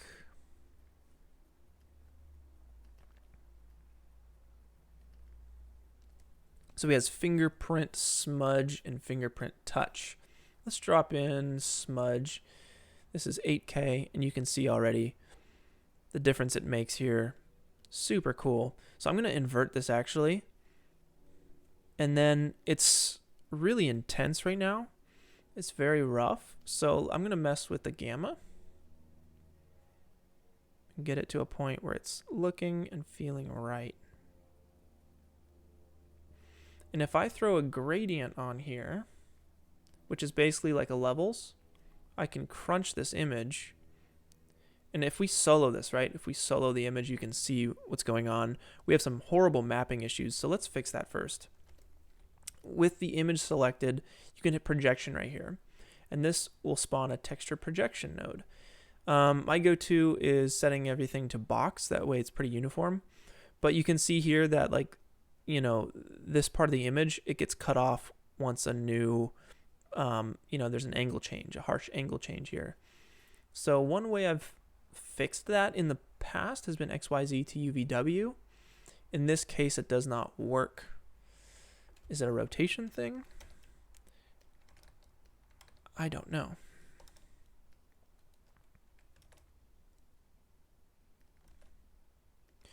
So in this case, I'm going to stick to box. It's close enough for what we're going for. And we can scale the image too. We definitely need to do that. But I'm not going to do it in the texture projection node. I'm actually going to do it in the UV transform. It's nice to keep things separate. I'll make sure it's scaling proportionally. And we'll just bring this down. You can see it. You can't really tell that there's a line there at this point. And we'll unsolo and see what's going on. Let's invert it again. Because we want things... Let's see. Let's try inverting it again. We want everything to be pretty chrome minus some smudgy parts. So let's solo the gradient. Figure out what we're doing. See how it's all gray. Let's bring that up so that we're still seeing that gloss through everything. Let's unsolo. Yeah, that way you're getting some nice smudges there. And if we take the black, we could change it to a gray here, and that will kind of bring some of the roughness back in, but I don't think it's necessary. We can just bring the slider back down. Now, with the white, we could clamp this value pretty hard, so it's just like black and white.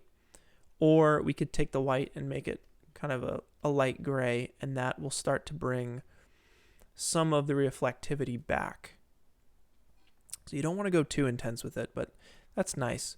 Another thing we can do is grab another smudge map here, and we can apply the same projection, the same transform.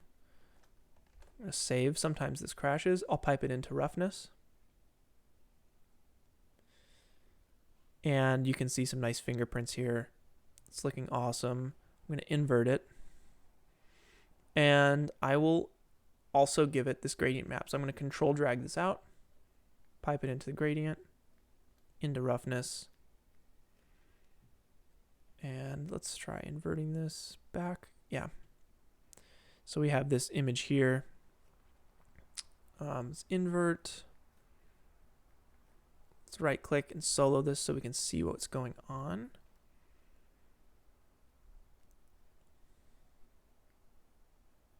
This one's great. Yeah, I love those fingerprints. It's so nice.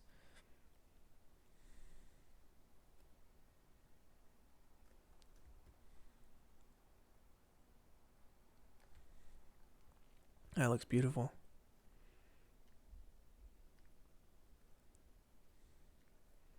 I'm going to invert that again. We'll invert this node. Change my mind. We'll go back. You know, and I'm just experimenting here and messing with different options. We'll take this black and make it a darker gray. We'll take the white and make it a lighter gray, just to kind of even these settings out. I'm just pushing and pulling things. So it's too rough overall. So maybe we invert again.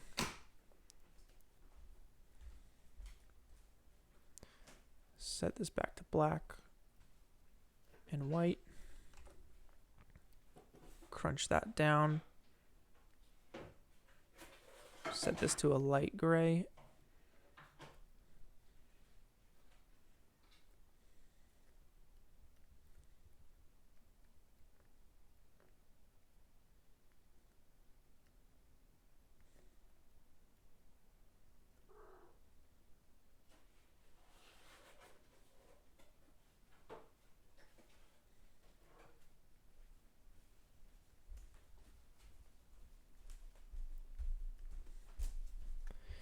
Cool, and then now what we can do is we actually mix both of these. We could just go mix and everything will just be 50-50 once we pipe this in.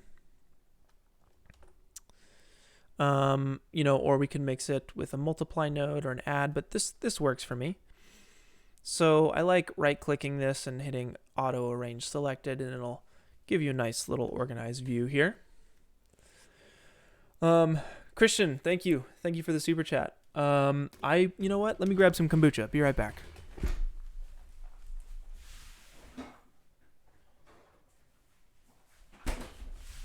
All right, this one's for you. We got GT's Gingerade, keeping us healthy in these times. Hopefully everyone's staying happy and creative and everything.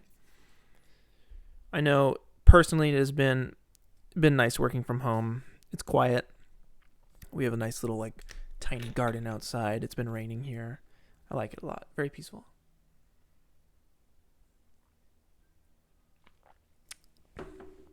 Okay. Let's add some scratches to this thing. So I'm sure you guys can go to HDRI, or I'm sorry, you can go to Texture Haven and get you guys some free textures. Personally, I am using Quixel Bridge. So I'm just going to grab some surface imperfections. And that's really the biggest thing with keeping things photoreal is surface imperfections. Nothing is perfectly clean. So I'll show you guys what I mean here. I'm going to grab some scratches and scratch this metal up. Make it look really nice.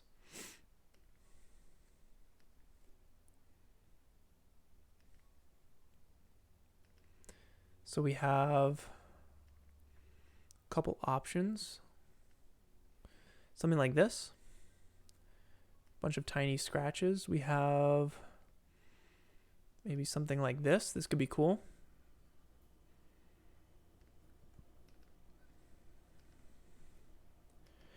Or this one. This is a good one. Let's try this one here. Let's see what we can do with this one right here.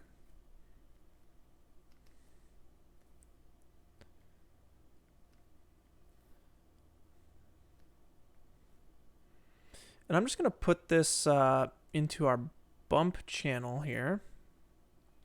And whoa, things get crazy.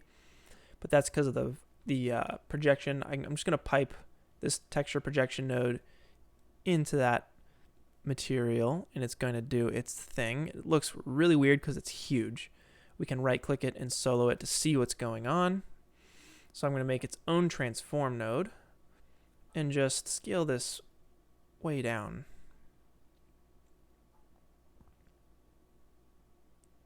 Something like this. We'll disable. And it's looking crazy. We need, because there's a lot of gray values, we want black and white here. So I'm just going to grab a gradient real quick. Solo that. And let's take this gray, so it's just white. And we have some pretty deep scratches like this, yeah?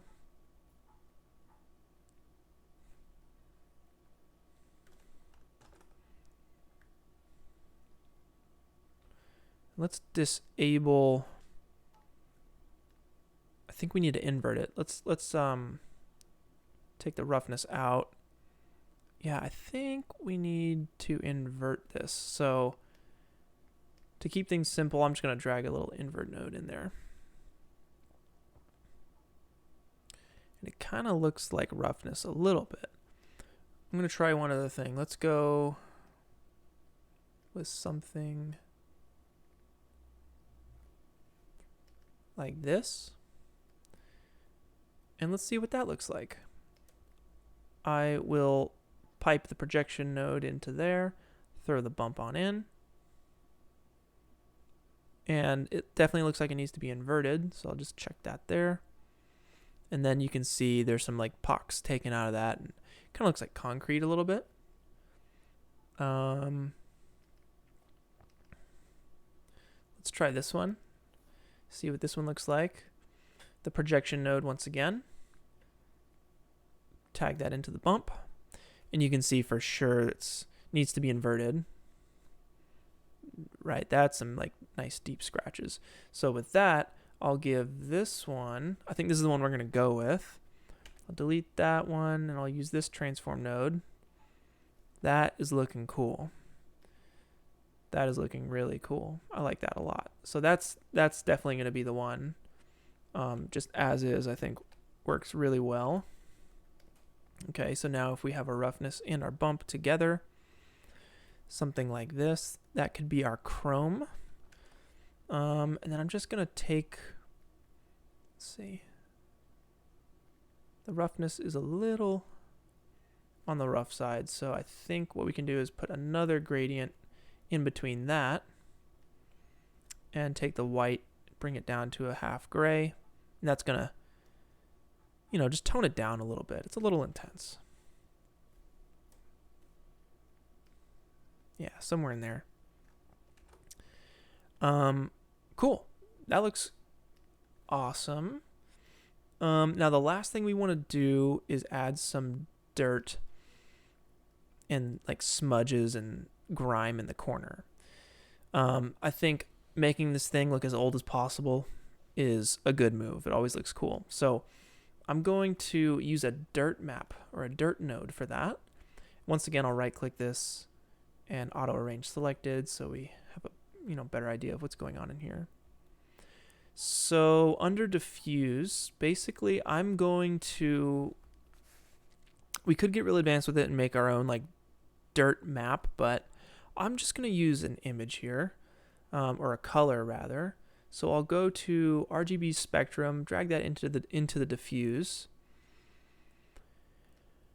and we're not seeing anything because everything is completely chromed out. So let's duplicate the RGB spectrum and say, let's pipe that into specular. Let's take that down to 0. And then now we can control this, so if it's zeroed out, it's just completely black. Let's turn it to like a brownish color.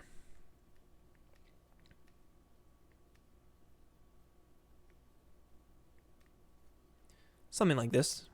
This will work for dirt. Maybe something more on the tannish side. Like this. Cool. So let's grab a dirt node real quick. And let's pipe this into the diffuse.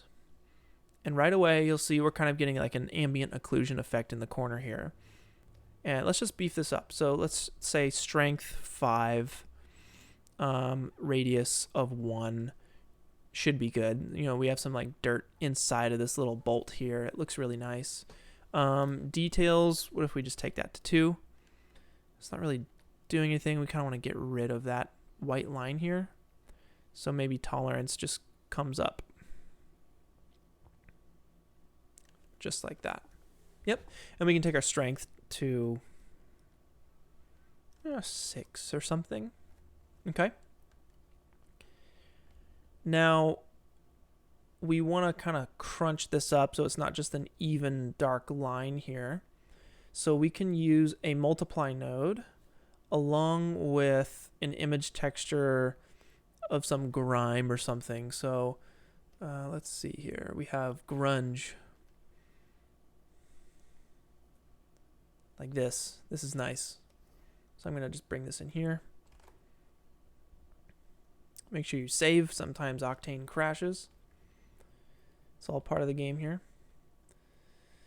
Okay, so let's make sure our scaling is right on this image texture. So I'm going to drop it into diffuse. The projection, the texture projection needs to be set to box. So I'm going to use our original one. And then it needs to be scaled down. So I'm going to make our own transform node. Scale that down to something like that. Okay, and then just for the sake of being dramatic with things, let's throw a gradient on there and crunch it down so it's just like black and white, pretty intense. And then we'll use this multiply node as texture 1, and then our dirt node will be texture 2, and we'll apply that to the diffuse.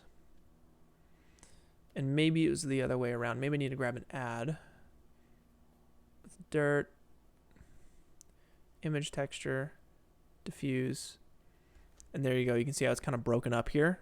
The dirt is broken up there. So with that, you can actually put another gradient node on the outside of everything, the outside of your add here, which is split between dirt and your image texture. And we'll take that and we'll crunch that down even further. So it's some like grimy grime right in the corners there, you know? And then finally, to top things off, we don't want it uniform across every crevice and crack. So what we'll do is use, I'll just use noise. I usually use noise for this, right? And once again, we'll make sure our noise is properly adjusted here. I'll just make our own projection map. We can actually set this to XYZ, to UVW. We'll set the contrast to 1000 just so we can see what's going on. We'll transform it down. Something like that. And we will use, I believe, an add as well. And we're going to go the noise into texture 1 and this whole chain of textures here into texture 2, and we'll pipe that into diffuse finally. And now you can see it's just happening within little parts of the image. We can take our noise, take the contrast down to like 10 or something, maybe 5. And then we can take this gradient and crunch it a little darker as well.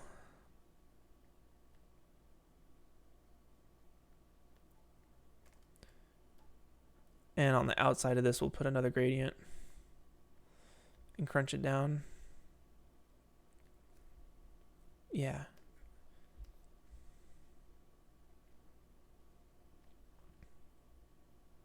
Cool. So something like that from a distance can look pretty sweet. I'm gonna that's really intense there. So I'm going to take down the contrast of this noise. I think I can delete the gradient there. And the noise contrast will just set to like 2. And then maybe adjust the gamma. So it's just in a couple parts of the image.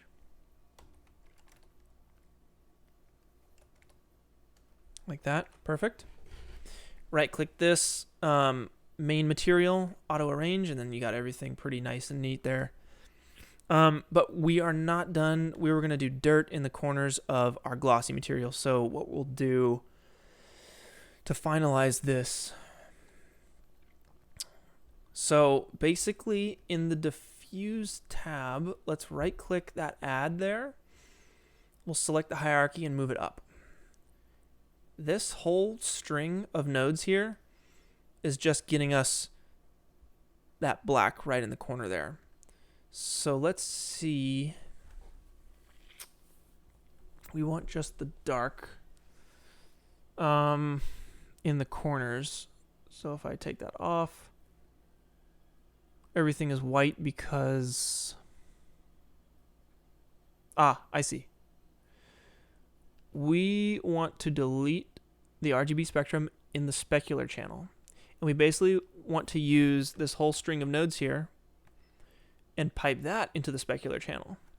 That's going to tell Octane, hey, whatever's black, we want it to be not reflective. Whatever's white is reflective. So most everything is white. Everything's reflective. But the pieces that are black, you're actually able to see the color behind it. So if we now finally, if we put a RGB spectrum into diffuse, and we'll just color it blue, you can see there's the blue in the cracks now. So let's just set that to like that tan, the original tan color that we were going for. And that'll kind of get us our dirt in the corners there. And you can darken it up a little bit if you'd like.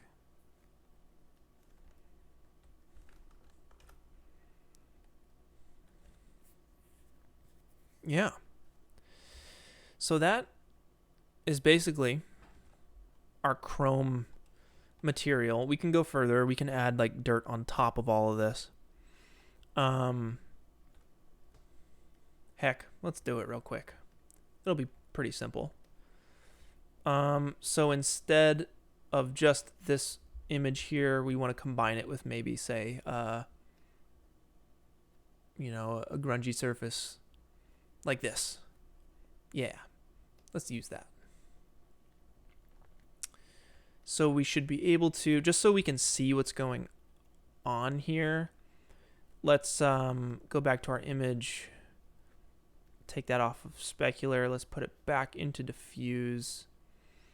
Let's take our material and go to the specular. We'll take the float down to 0 so we can see what's going on, right? We have the dark parts in the corner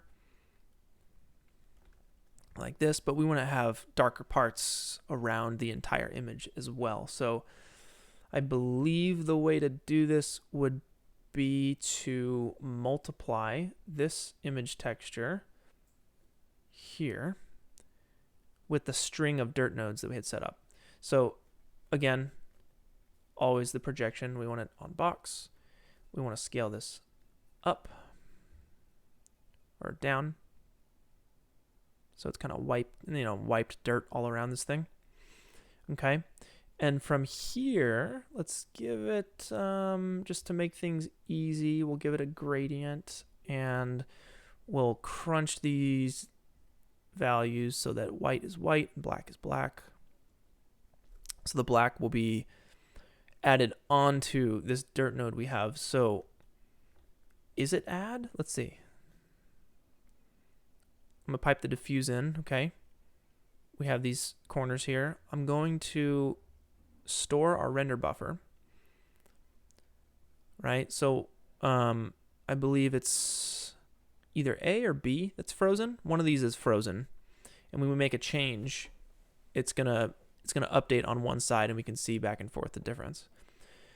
So we have this gradient here for this texture. We want to add this to the dirt texture we have set up in the corners. So I'll use an add node here. And I'll pipe this into texture 1. I'll pipe the dirt into texture 2 and pipe all of that into the diffuse, and hopefully we should, okay, didn't work. Maybe it's not add, maybe it's multiply. I tend to get these mixed up from time to time. Nope, that's not right. Okay, let's try subtract.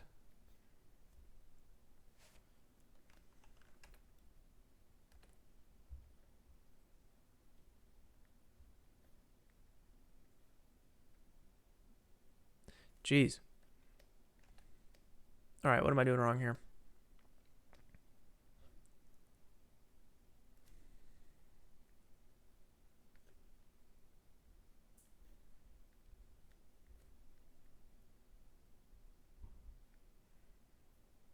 I feel like it's multiply. Did I just have it in the wrong slot?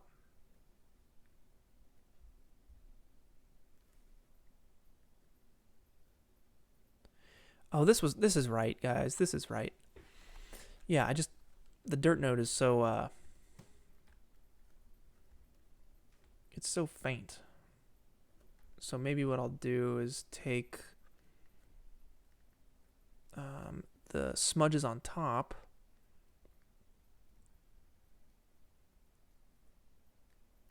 and we'll make that black just like a kind of a light gray.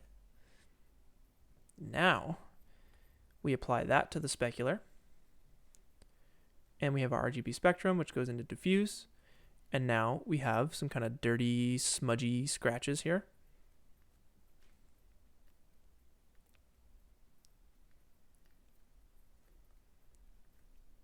And we can take off the render buffer. And yeah, it's a scratched up, dirty metal for you. And that's going to be one texture. The other texture is just a pretty easy add-on that will go just on top of this, which is some paint that will scratch away to reveal this, like on the corners and stuff. It looks really nice and really crisp. Oh, is everyone still alive? The stream has grown. We have 185 people. We're going to make our one last texture. It's going to be like a paint texture. It'll be pretty easy. It'll probably go by in like 10 minutes. And then we'll just apply all the textures to this robot and render this bad boy out and composite it in After Effects.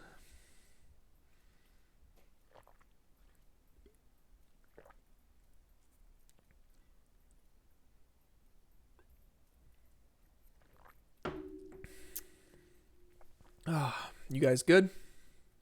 Everyone alive? Everyone surviving? I appreciate everyone in the stream here.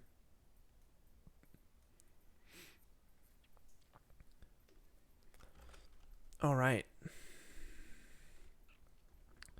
Let us continue. So this we'll just call Chrome. And let's build out our paint texture, okay?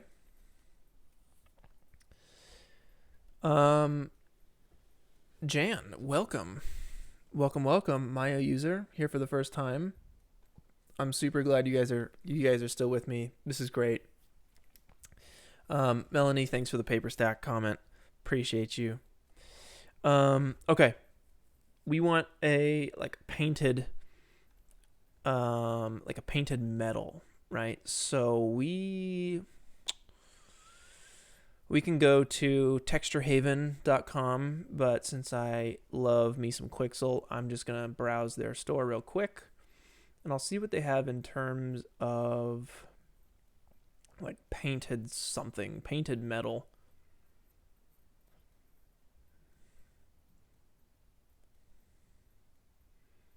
Let's see, metal, painted. Oh man, that scratched painted iron looks so nice. Ooh.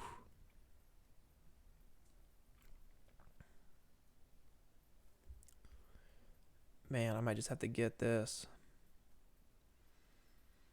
Let's do it. So that'll be a third texture. We'll steal that one. Let's see what this worn green metal. No.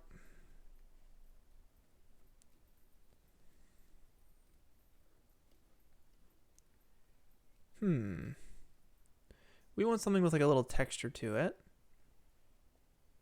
This painted copper sheet works really well, so I'm going to download that as well. And Bridge makes it really easy to bring models into our scene, or textures into our scene, and I actually applied the texture to that there, which is not what we were trying to do. So I'm going to undo that.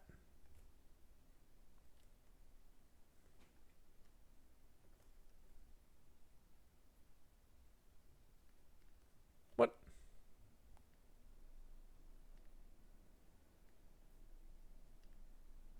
Where the heck did my material go? Bridge, why you do this?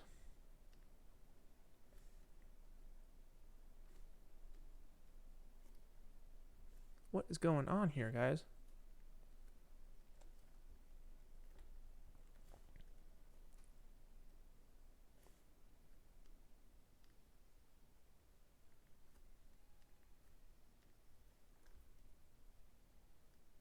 What the heck? The heck just happened?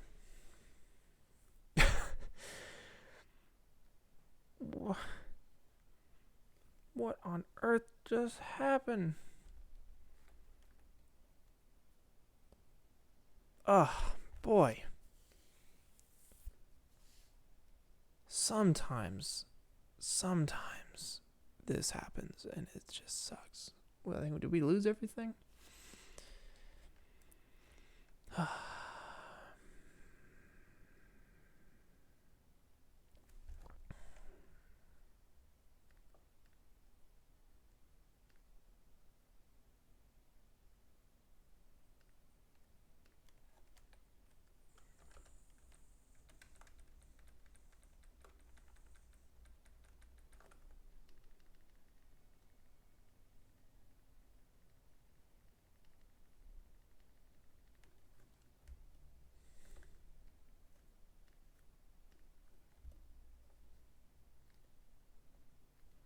Wow.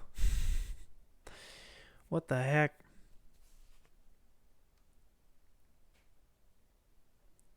Yikes. Alright. Well, don't have your object selected with material on it when you just put all this time into material. Okay. Hey, but the point is, guys, the point is we learned something, right?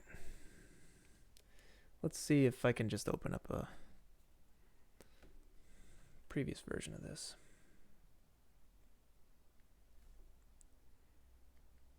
Backup. Date modified. Date modified. What time? What on earth? What time is it? Backup.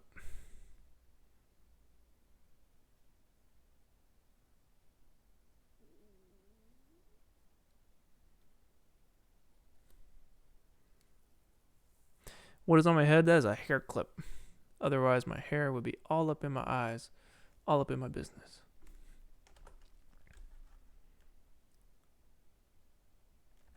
Okay, I think we're in luck here. Let's just get this back. Let's take back what is ours.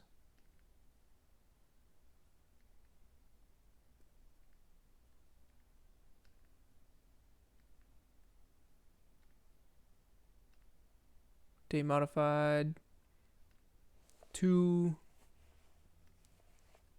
21.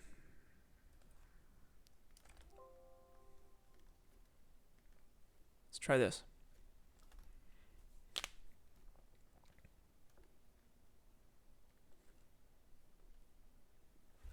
I think we in business.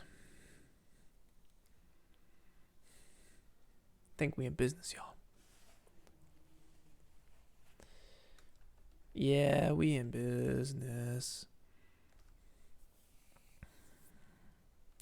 Oh, thank goodness. Thank goodness. All right, guys. Let's continue. And let's not have anything selected when we download models from Bridge. Okay, one more time. And one more time. All right, so we got these models in here. Let me just make sure this is saved in the right spot.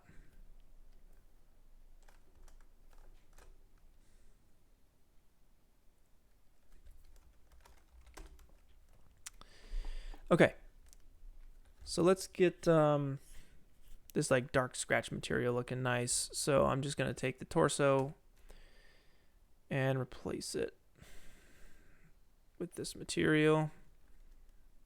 And we want to make a couple changes here. The mapping is off. Okay. And also, I believe we want it to be an Octane material. So I'm going to actually delete these one more time. and make sure my renderer here is set to Octane. And then if I save our scene here and I export from Bridge once more, they should come in as Octane materials. That's fine.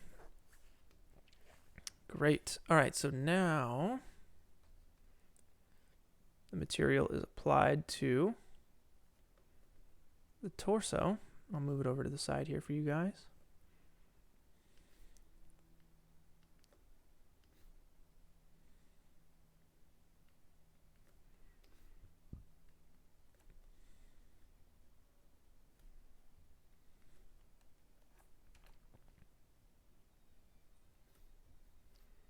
Cool.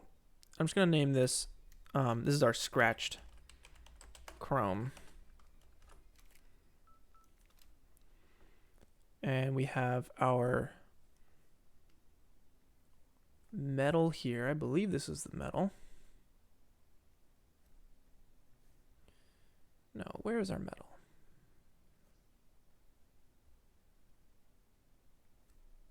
All right, this is our painted metal. Let's start with this, okay?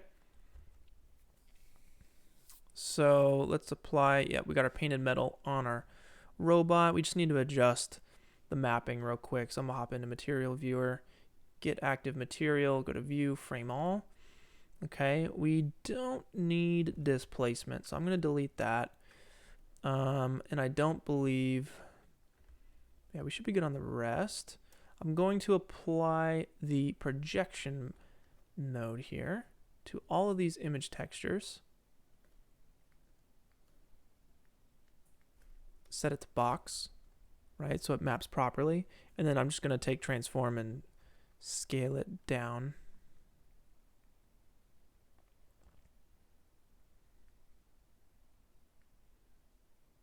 Something like that should be nice. It's like, you know, nice and painted. So let's change the color of this thing real quick. I'm not digging the color. We can just change the hue.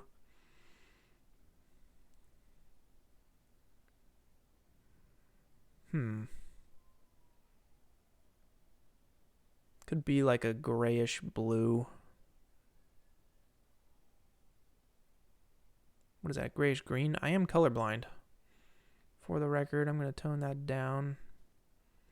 Maybe we go like tan with it or something.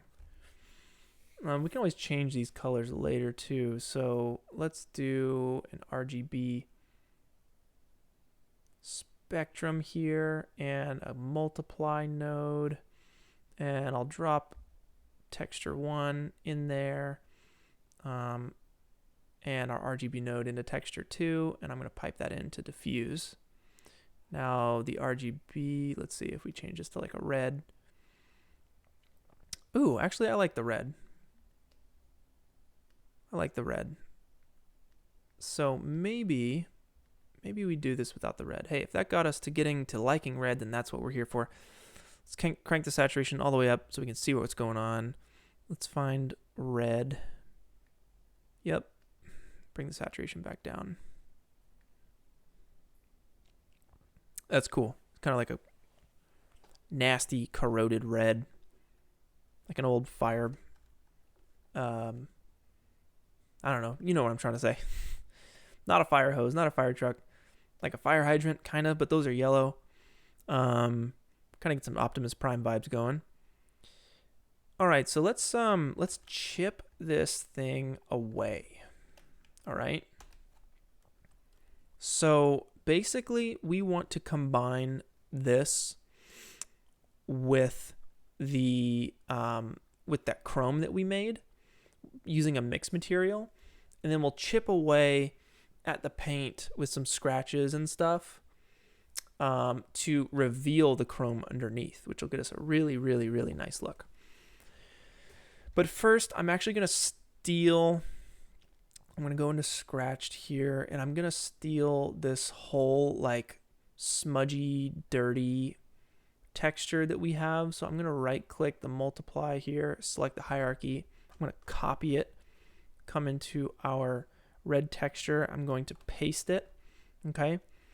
And I'm going to use this as basically a mask to reveal it could either be a texture, but in this case it's going to be an RGB spectrum. So let's see.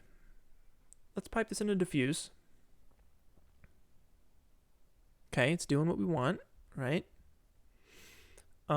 Let's get rid of that real quick.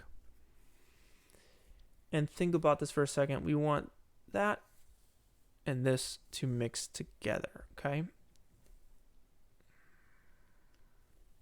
So I'll use a multiply because I believe multiply is what we want. I'll mix those two together into diffuse, and we got exactly what we are looking for. And in the gradient here, I'm going to set the color to like a tannish, dirty color here.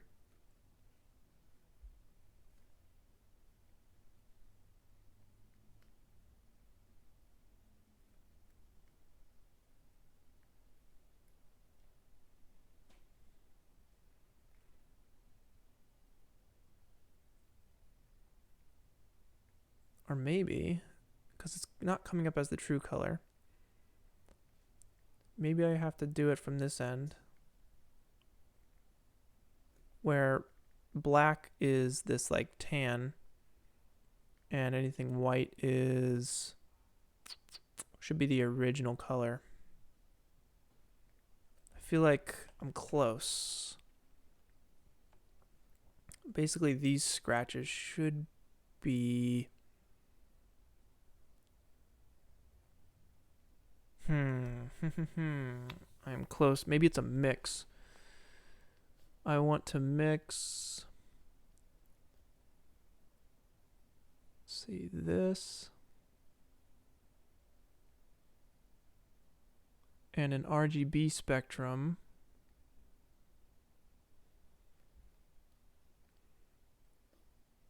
So an RGB spectrum in texture 1, and that will be our tan, dirty color. And the red in texture 2. And the thing that is telling, the mask that is splitting up the two images is that long node tree. So let's right click this and make sure it's the right thing. Oh, it should be this multiply.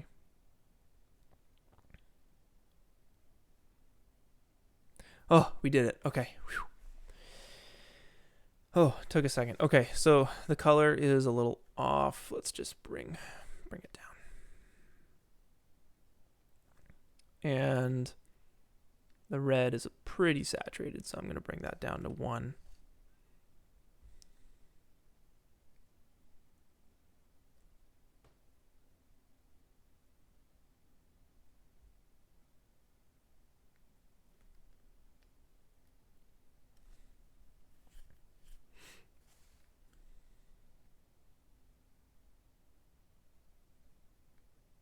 And if I make the gradient controlling the scratched layer and dirt layer, if I take the black knot and make it like a light gray, we'll kind of start to just even out this dirt node here.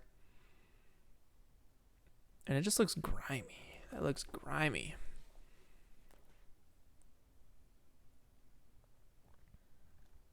Sweet. Let's take the specular off of the red. Whoa.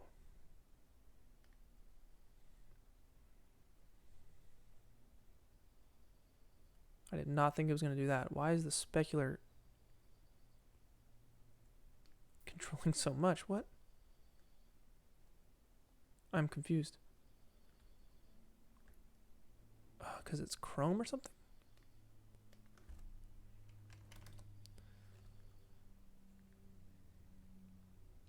Yeah, so I just changed the index to 1.3. It was at 8. Let's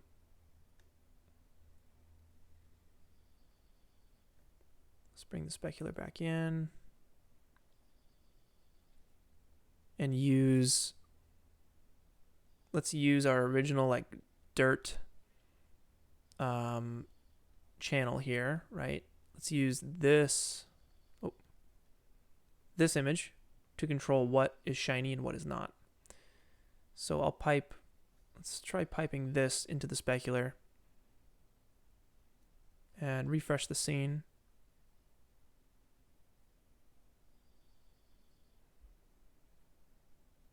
And hopefully the areas with dirt will be more matte and the areas underneath will be the shiny layers. This feels pretty good. We just want to scratch the crap out of it. Let's get this hair clamp right. Oh, man.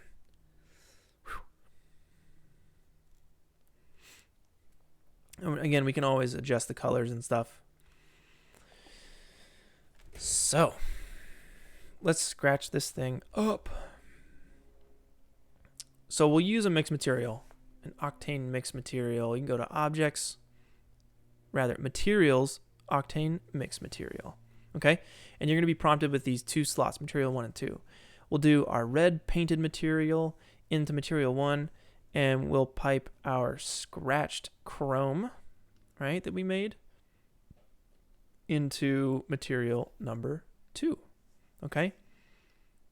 And let's make sure we replace the texture on our torso with our mixed material. And this will be a 50-50, half and half version between our two textures right here, okay? And what we want to do is use like a scratch map to reveal the chrome, right? So you have the paint on top and the chrome underneath. And look at this crazy. Wow, there's a lot. Let's zoom in and find our Octane mix material. Right click, auto arrange selected. That'll do most of the work for us. So let's take our mix material, move it up and out. It's connected with a float texture by default, and that's what's saying it's at 0.5 and it's going 50-50 between the red and the chrome. So we want to use a scratched, like a scratchy map for that. So I'm gonna delete the chrome, or I'm gonna delete the float texture, and let's see if we can't just repurpose some of this stuff. So in our scratched chrome, we have in the bump, we have a really nice scratch map. So I'm actually going to, for the sake of keeping things organized, I'm just going to duplicate that node there along with the transformation and projection. And I'm just going to move this up.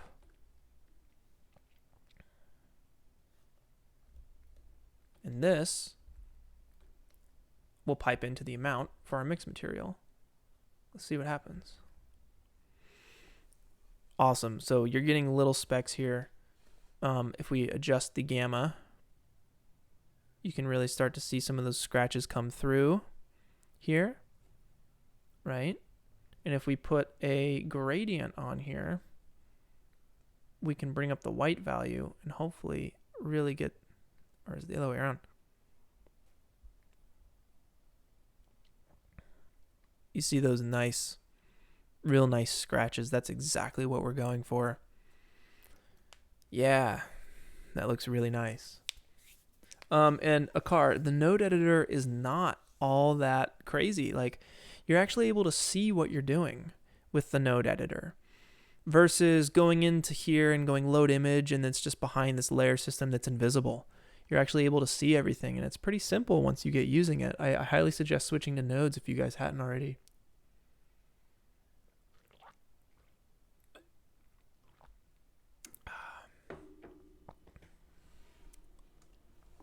Okay, so we have some nice surface scratches on this thing. I think what we need to do is scratch the corners up. And we're going to do that. Right, so we have this scratch. We're going to come back to this. We're going to add on, right? Different layers at a time. We're going to grab a dirt map or a dirt node and pipe it into the amount, okay? And that's going to go in the corners just like the dirt went in the corners for our chrome metal, right? And let's invert the normal. When we invert the normal, you're going to see these scratched edges, and that's what we're going for. Let's take the strength all the way to 10 for now. Let's take the radius 0.25, something real crispy. 0.2 even. Yeah, take the tolerance, go to 2. Radius, let's work it back, 0.35, maybe 0.5.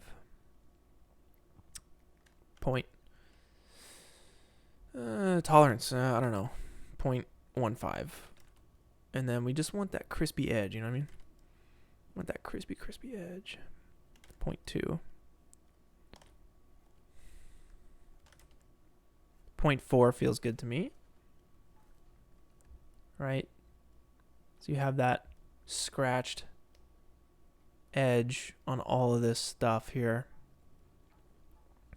So it's uniform. It's way too uniform, right? What we want to do is do exactly what we did before and just have it appear on areas, select areas, right?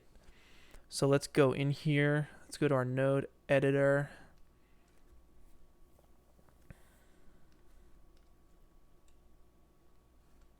I'm approaching my total VRAM here.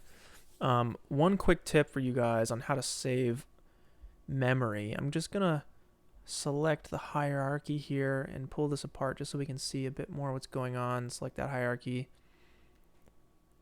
Okay. And any image here that is a black and white image, say for instance like the bump map here that we pulled in on the scratched chrome, that's just a black and white image, right? If you look down here, my VRAM used is 2.3.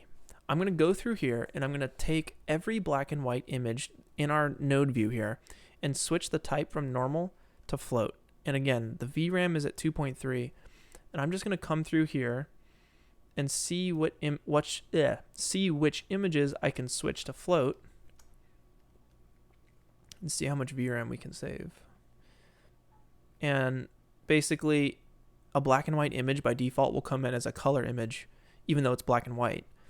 We just want to tell Cinema, hey, nope, it's actually just a black and white image, so we don't need to waste the VRAM, you know? So I'm just going through, setting everything to float that I know is black and white. So our normal, that's using color. We don't want that to be black and white. And our albedo is color. But our roughness, that's certainly float. And since we brought that in from Bridge, it comes in as float by default. This image texture here, certainly float.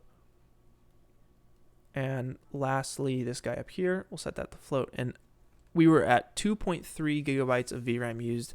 And after that, we are down to 1.7 gigabytes of VRAM used. So we just saved ourselves a whole lot of VRAM. And now it's moving a little smoother. So let's break up the scratches here with another noise map. And I'm going to pipe that into the amount so we can see what's going on once again. I'm going to set the contrast to 1000 so we can see what's going on, and we can see our mapping is all off. Another way of doing this, you can right click and solo the node, and there you can see what's going on.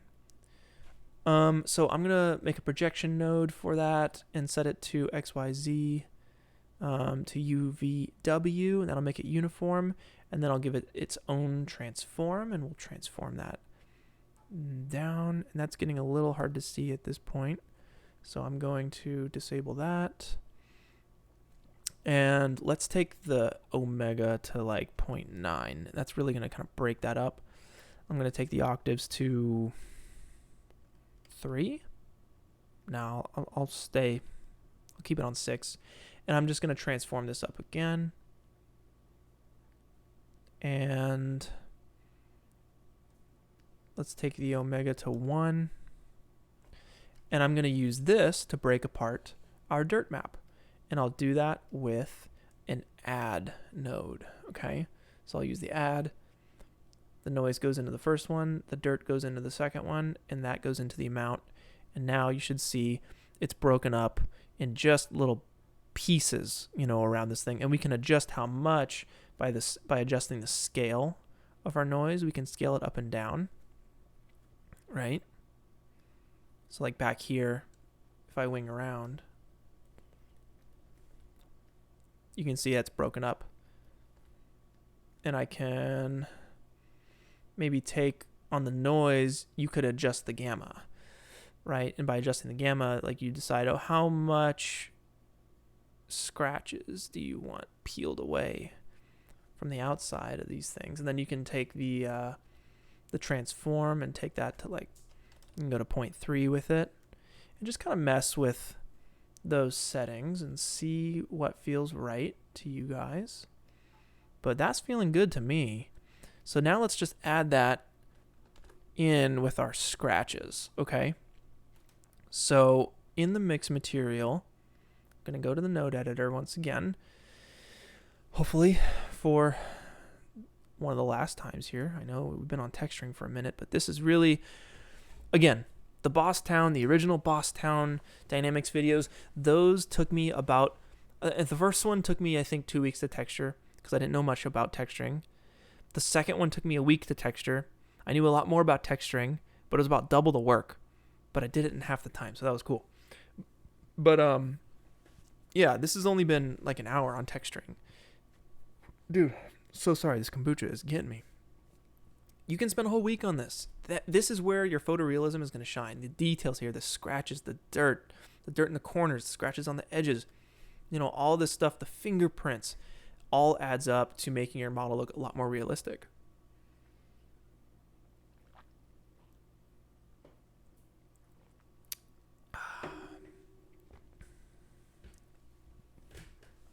All right. Everybody good? I'm hanging in. We're almost at 3 hours. Hopefully we can get this done pretty soon. We're close. Yeah, let's combine these scratches here. So if I'm right, hopefully I'm right, it's going to be a multiply node, and that's going to be texture 1. This will be texture 2. And the amount goes in there. And hopefully we should see, yeah, some scratches across the top. Awesome. Awesome, awesome, awesome. I need chapstick, guys. My lips are chapped out.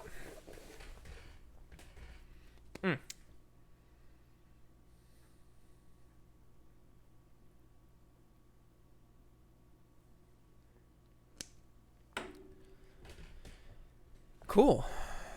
That looks great. I'm really happy with that.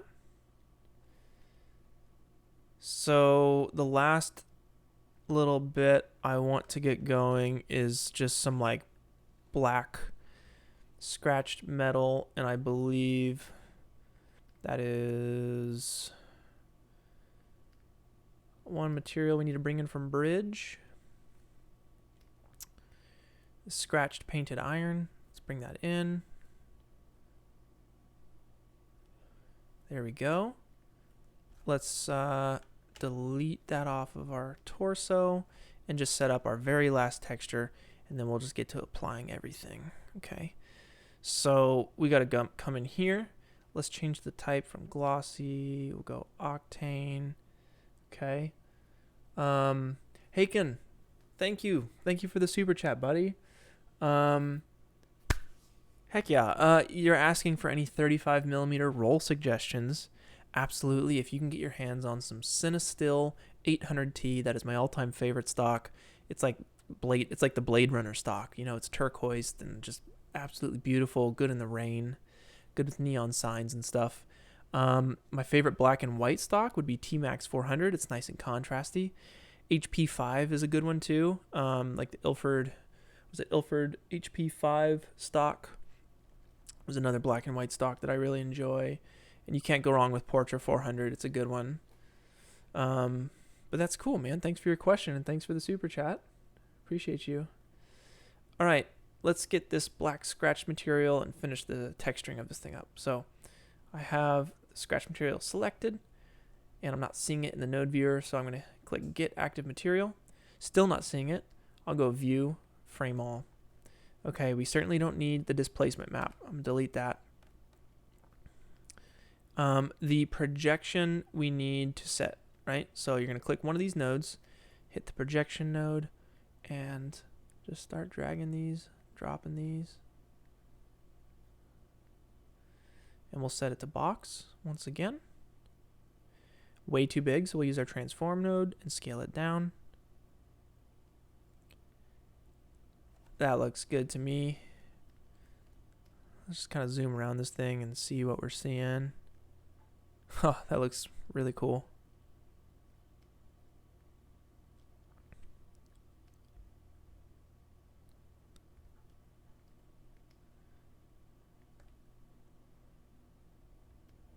Yeah, I love Bridge. Great program. Really great program. And then I'm just going to chip away at the outsides of this as well. So I'm going to grab that little edge, scratched edge setup that we made here.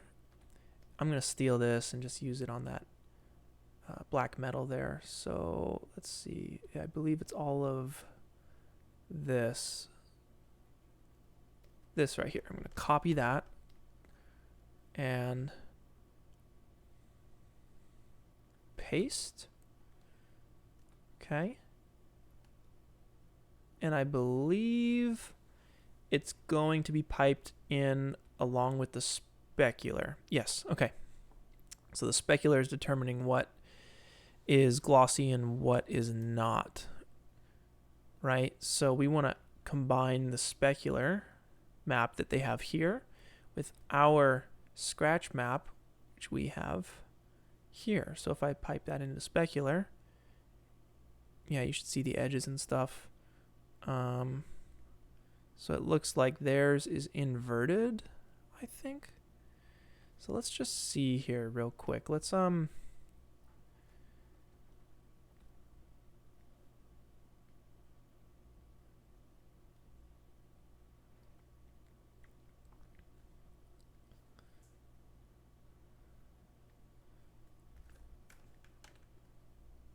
hit multiply. And let's take ours. Let's actually invert it. And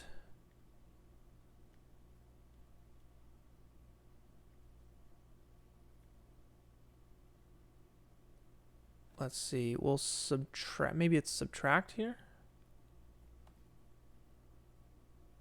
Hey, Chris, thank you so much for joining. I really appreciate you for sticking around for 3 hours, dude. Way to go. Thank you so much. I learned so much from you. Great to have you. I hope to see you on the next one, man. Good luck on your stream. I'll have to join you on your next stream. I promise I will be there. I'll check your site, rocketlasso.com. Thank you so much, man.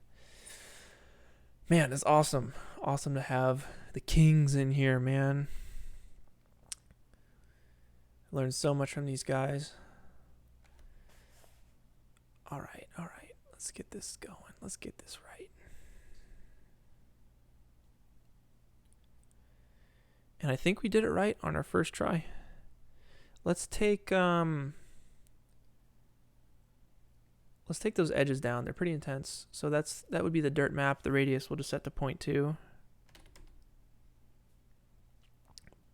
I'll go 0.1. That's fine. That's fine for now. I like that. And finally, we'll just do like a gradient and crunch it.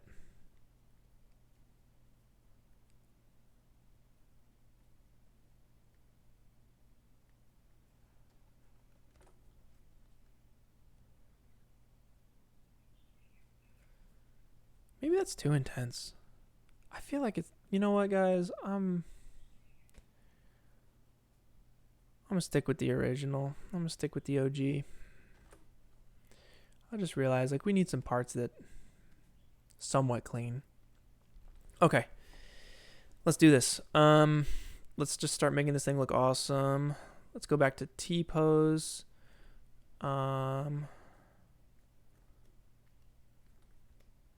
And start texturing this bad boy.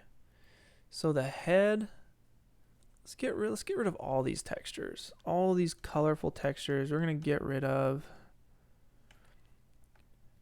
and we're just gonna start getting in here and getting nice with all of this stuff. So we have black scratched metal, we have our color metal, and we have our scratched chrome here. So these are the three that we're going to be going back and forth between to, you know, really making this thing look nice. Wesley, hang in there, dude. I believe in you. Hang in there.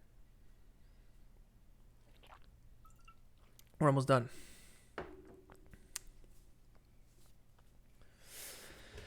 Okay.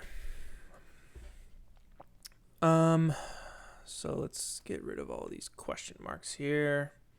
Robot holding down control to collapse everything. And let's just get going here. Yes, we are almost done. Almost done. All right.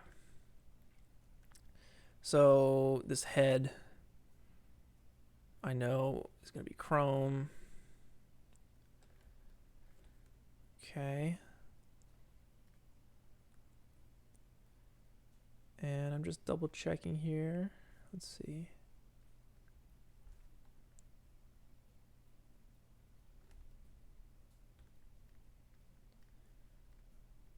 Making sure the mapping is right on this model, because it doesn't look like it looks right to me.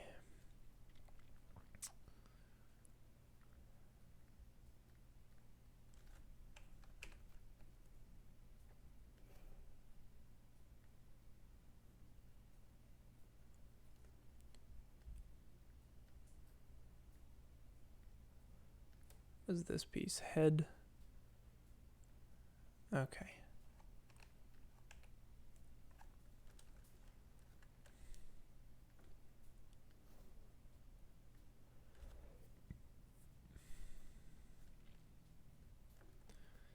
Ah, so the mapping is a little off on these pieces. That's right. That is right. So I'm going to make 2 of these. One is going to be for different mapping. I know the scaling is all off on some of this stuff. Let's see here.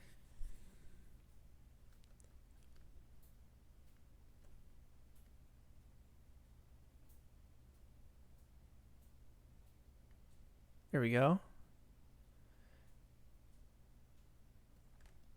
Okay, that's a bit more uniform. So this is our black scratch tiny, black scratch normal. Then we have scratched chrome. Let's make sure we have a tiny version as well. So I'll apply that to the head. It shouldn't look right. We'll zoom in. And we'll frame all. We'll select our transform.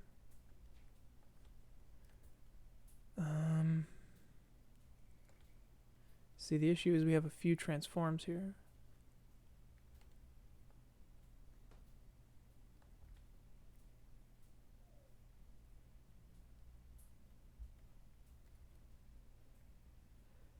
Just take it all down.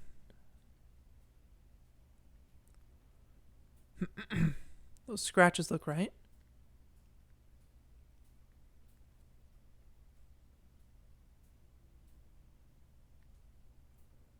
I'm not seeing our smudges right now. Oh, there's another transform here that I'm missing.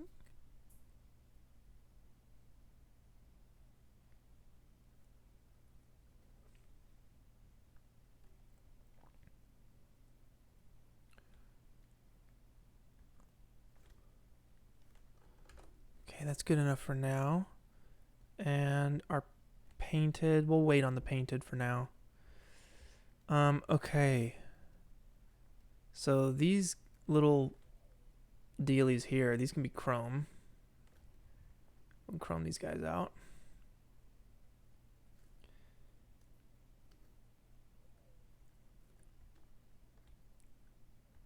Cool.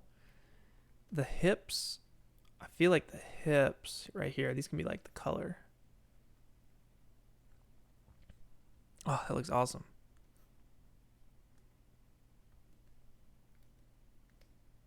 we have some symmetry going here.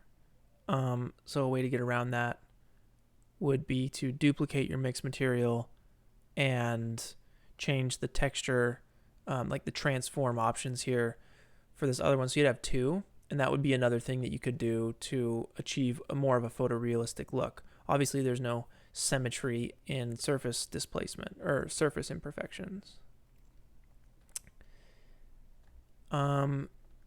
Now these little pipes and stuff here, we can come in and like find it in our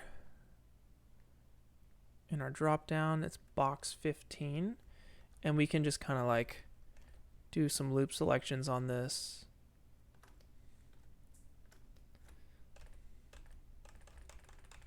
And I'm hitting UY to grow selection, and we can make those chrome. And maybe make like this one here will be black. That scratched black kind of bit. And we're just kind of trying to find some contrast in all of this. I feel like the thigh pieces... Oh man, we can certainly go to town on all of this stuff. This is the most fun part for me. We'll come over here. We'll do the same to this box. Right? We'll chrome these out. And then we'll make this one black. I'm hitting U followed by Y to grow my selection. Okay, so we have that. Now this piece back here, this can be black,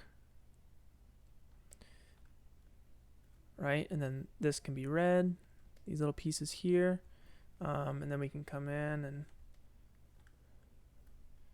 continue to just mix things up a little bit. UL for loop selection, I'm hitting UY, and I'll make that chrome.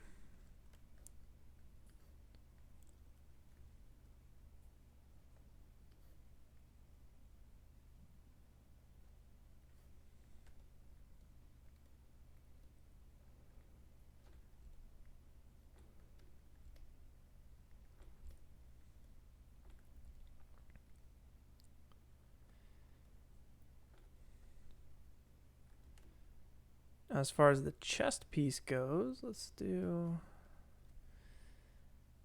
the black scratched look.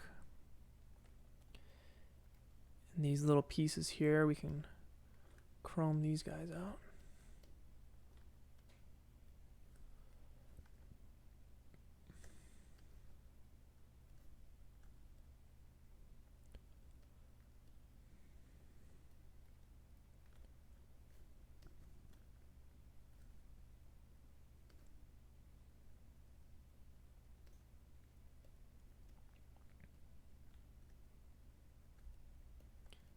Again, 5 full work days on texturing the actual Boss Town Dynamics robot. This is an example for you guys, so I could spend forever doing this, but we shouldn't. We shouldn't.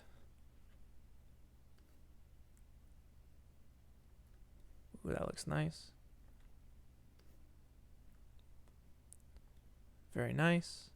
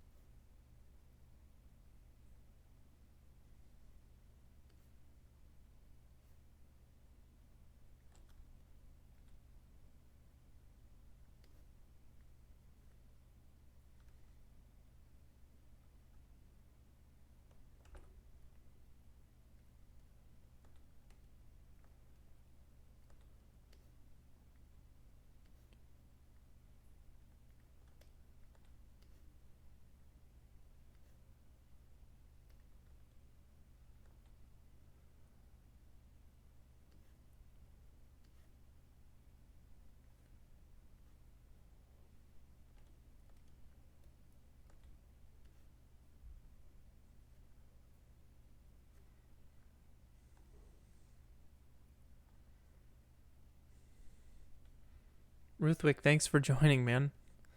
I'm glad you're enjoying this. Appreciate you.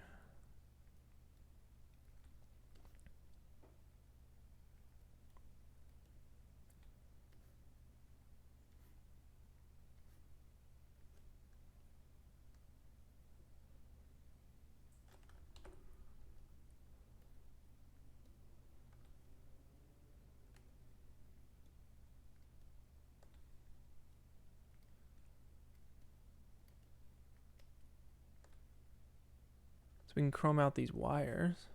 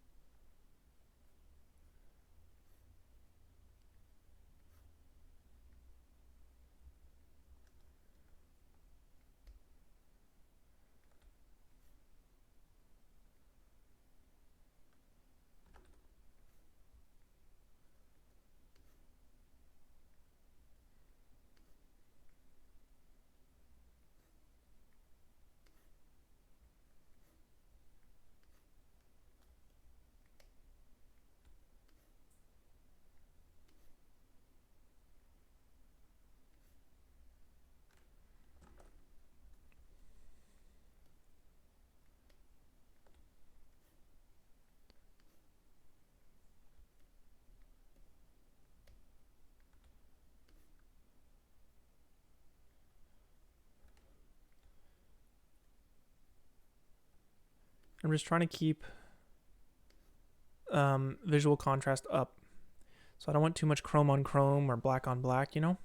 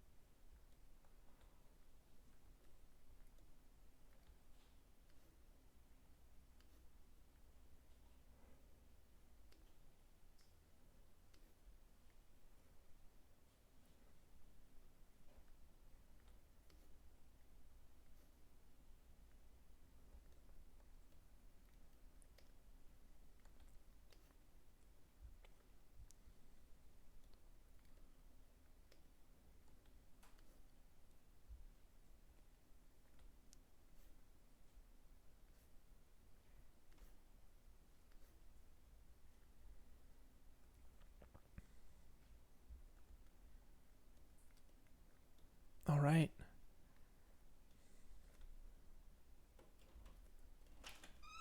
So this is basically the robot here. We can maybe change some colors or something.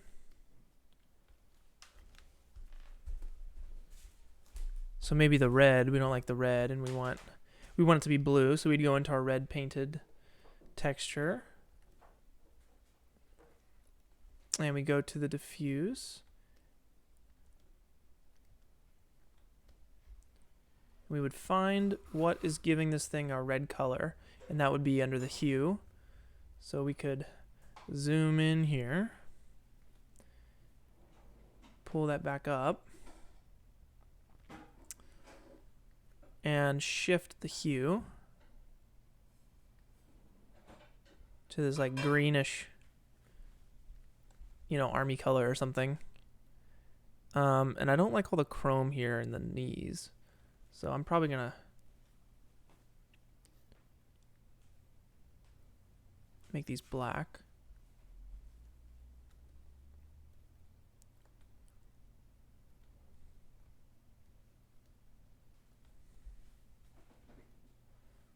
That looks pretty cool. And I'll make the wires green.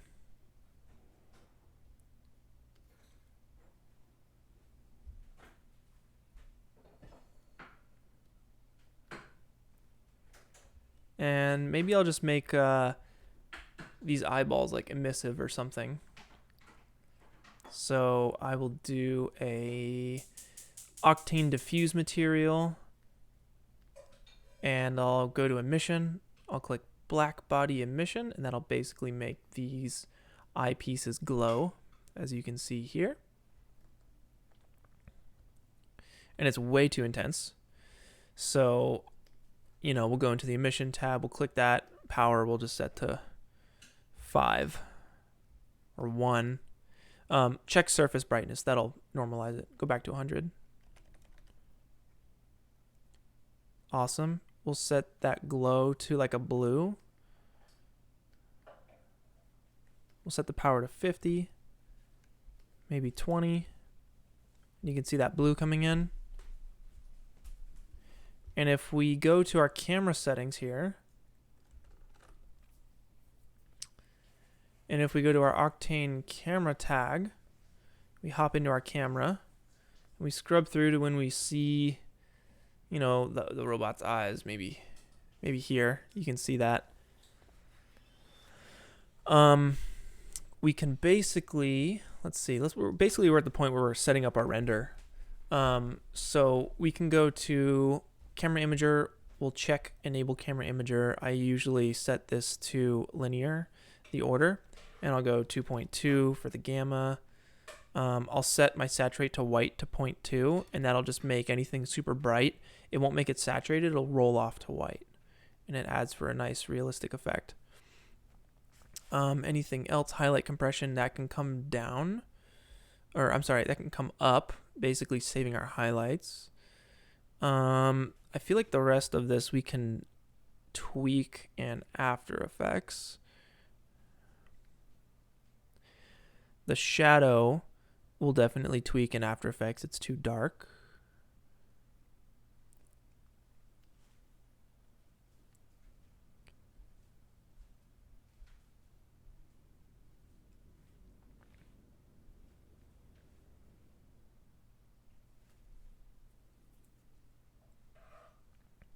Awesome. Let's go to post-processing here and enable like a glow. So we can enable that. Our bloom power, we can set to 10. Our glare power can be 5. Let's max it out so we know what we're doing. 50 and then 25. I usually do the glare power as half of the bloom power, and we'll bring this cutoff up just to the point where it's glowing only the stuff we want to glow. So it's just kind of just in the eyes or the highlights of this thing. And I think we're basically ready to render. You can see this little like glare here on the foot. These little stars. Don't like those, so I'm gonna bring that down. Glare amount will set to 0, and then the glare blur will set to 1. And motion blur does not look like it's on, but I think that's just Octane being weird. If we re-render the scene, it should kick in. Go forward a frame. I think it's on, it's just not at a point where there's any mo blur. Yeah, you can see it's working there.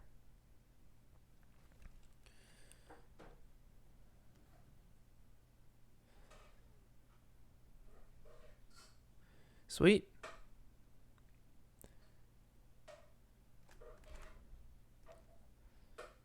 So I think we're basically ready to render this thing. Obviously we don't have to start from -1. We'll start from 0.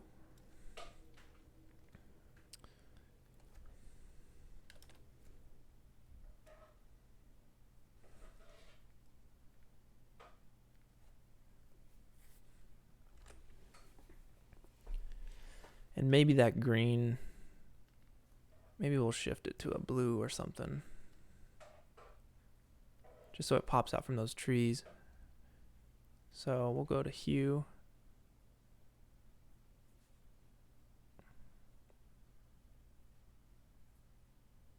Something like that. And we're going to set this to, we'll go 400 samples. Nah, we're going to go the next step. We're going to go 300 samples because we're trying to composite this. And then we'll check the Octane camera tag. We'll go to camera imager. We'll drop this spectral AID noiser down. We'll enable that. So it'll actually kind of get rid of some noise from having such low samples. And we are going to set up this render. So I'm going to go to my render settings. 4K is way too intense. We'll go to 1280 by 720. All frames. Yes, we want to render all frames. And I'll basically composite the first few frames for you guys so you can see my process. And yeah, and then I'll post the final render on the Discord server for you guys to see. So we could use a couple multi passes, right? So we're going to go to Octane render. We'll go to render pass. We'll enable this. We'll tell it to go to the appropriate spot here.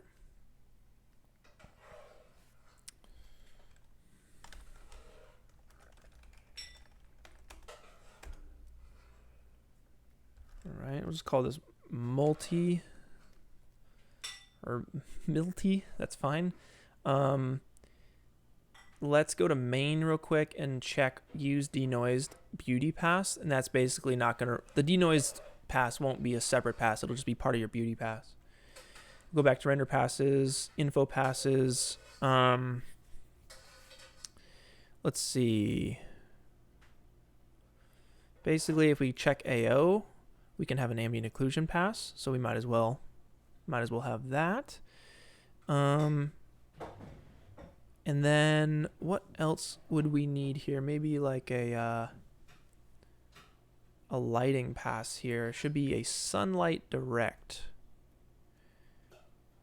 But I just want what is on the floor. So maybe it's just sunlight perhaps?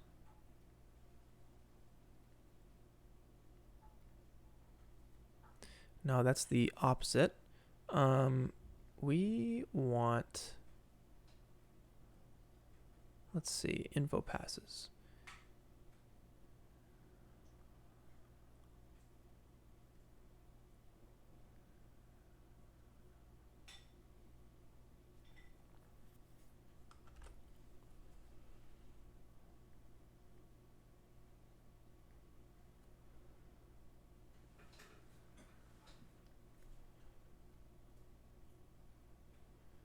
Shadow does not do it for us.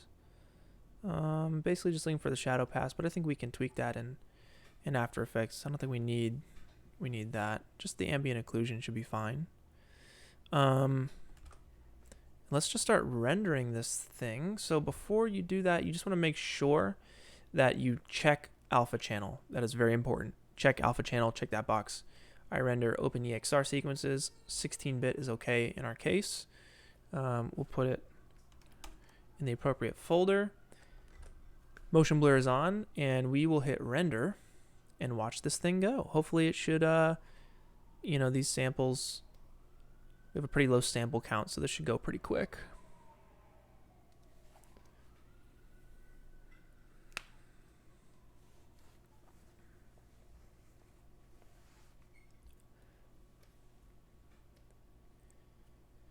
Jeeves, I hear you.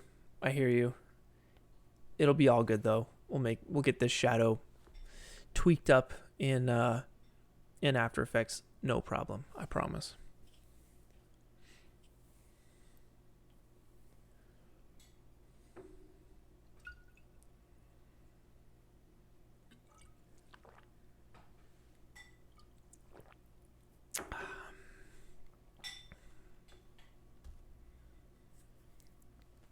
So we want to make sure that our alpha channel is working. So I go to layer and so go to single pass, and we can see, sure enough, our alpha is working properly. And this is a good way we can actually extract our shadow. So we clamp everything down to, just the white, which is the robot, and then we'll invert the alpha, and it'll give us just our shadow, and we'll be able to do it that way. So while this is rendering, let's hop into After Effects and add it into our scene here. So let's do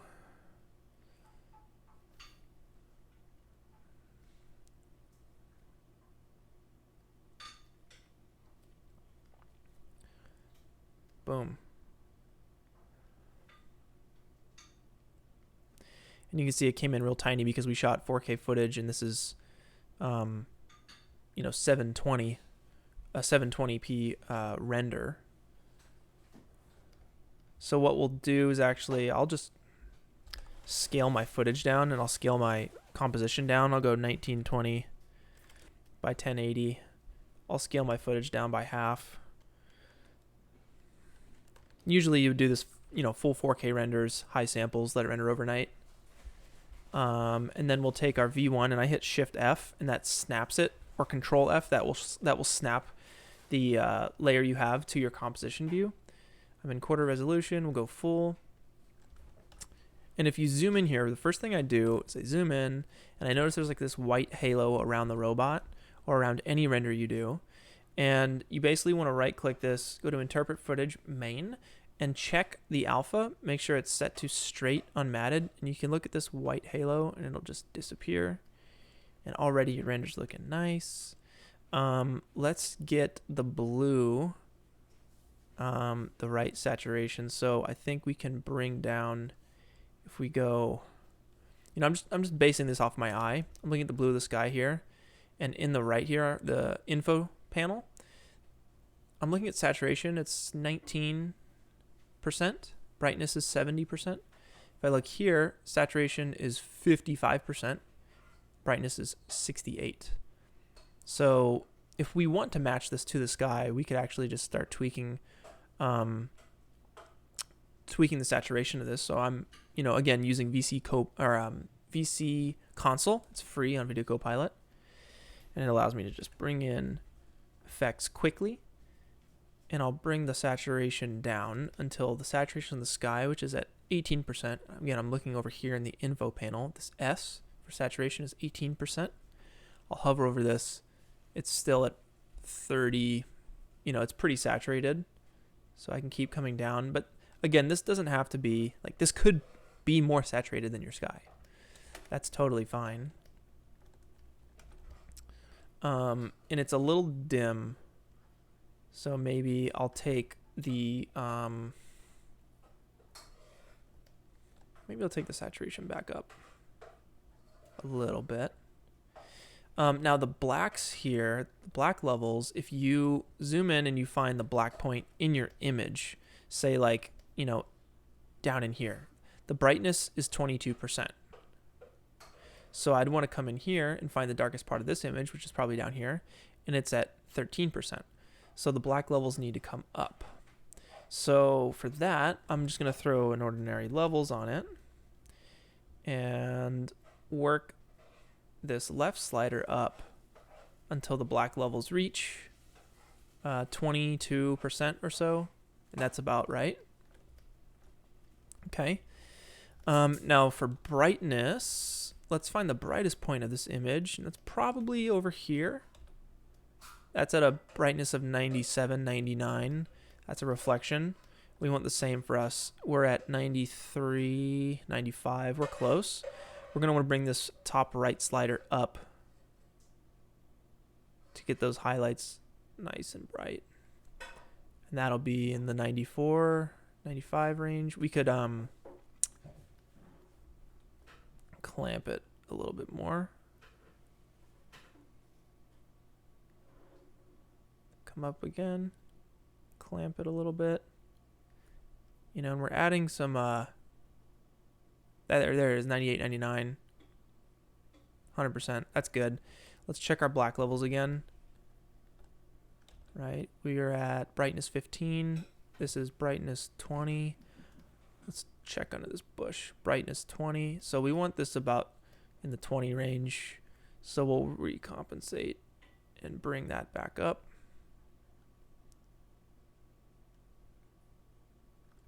That's 19. That feels fine. You know, this is technically not. No, this is great. This totally works. Whoa. Okay. So let's reload our image sequence here because we have a few more frames that have rendered while we've been compositing. So I'll right click this image sequence and reload the footage and drag this out. And pro tip here, instead of having to go up here and reload the footage and dragging this out every time, just right click your image sequence in your little layers panel down here. Go to time, enable time remapping. And if you zoom out, just take the end of your layer here and bring it all the way out to the right. And then uncheck time remap. And now every time you right click and reload, this is automatically going to update. Cool. This looks pretty sweet. Oh, okay. You notice it's not stuck to the footage. That's because I have After Effects bringing in any image sequence as 23976 frame rate. This was shot at 2997 and rendered out at 2997. So I'll right click, interpret footage, go to main, and change that 23 to 2997. Let's reload the footage, save it, try again. And now the robot is stuck to that footage like glue. It is on there. The last thing we need to adjust is the shadow, okay? So I'm going to reference my shadow. When I get to about this point, you can see my shadow in the water here. So it's down here. It's kind of hard to say because it's in the water. It's not on the land here. We're actually on the dry cement. And there is actually no, we do have reference here. Look at over here. These shadows over here to the left are totally fair game. Same for these shadows right here. So let's take a note of these shadows that the tree's casting over the cement. The hue is 250, the saturation is 4, and the brightness is 58. So 250, 4, and 60, right? 250, 4, and 60. This is probably not that. Yeah, this is crazy. The saturation is right, it's around 2.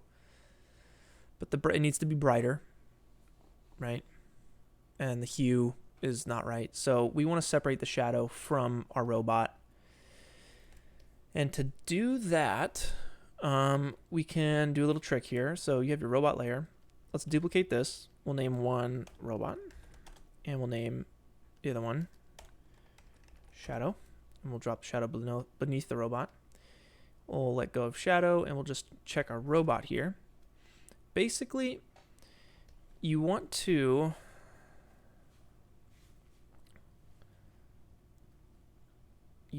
just isolate your robot. So we have these color correction settings here. Let's go and add a levels.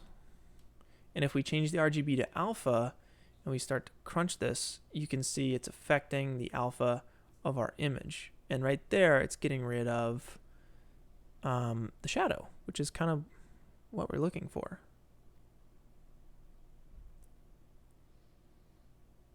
And just that, you know, adjusting the alpha really helps. You know, and I don't. It's tough because you don't want to get the motion blurred edge there. And in a perfect world, we would do two passes. We'd do a shadow pass, and we would do, you know, a robot pass. But you just don't have the time right now. So I think what I'll do is let me try extract.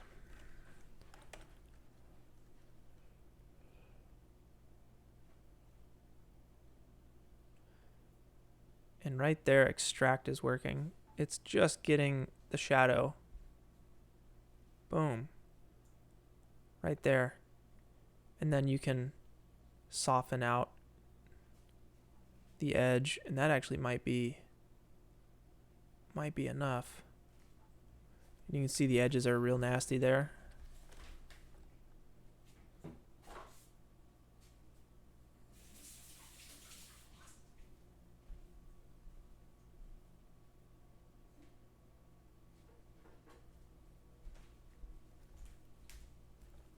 So maybe we can edge blur this thing. Way too much.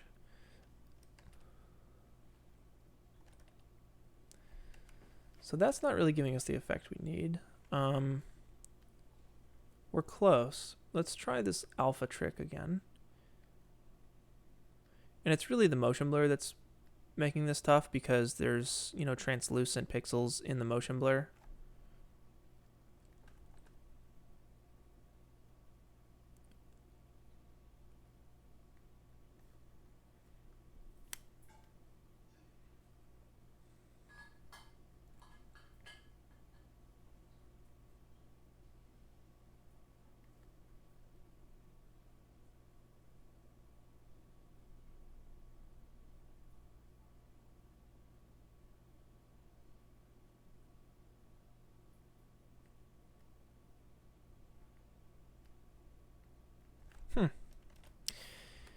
Yeah, this would be nice if we could just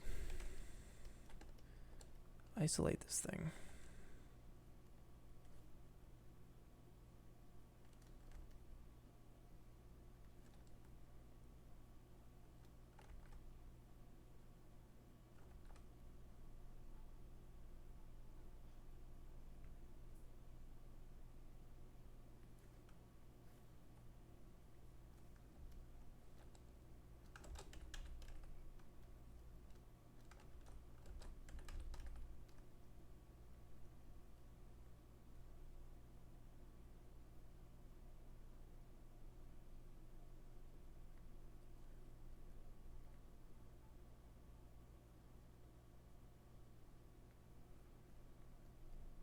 So maybe that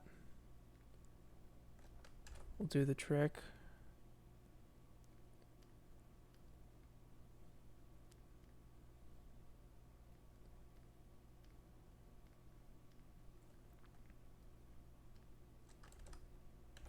I'll use extract on the actual robot. We'll go the other way. We'll get rid of the shadow.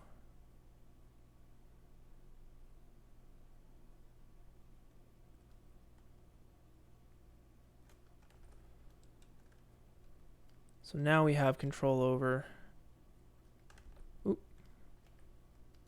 shadow.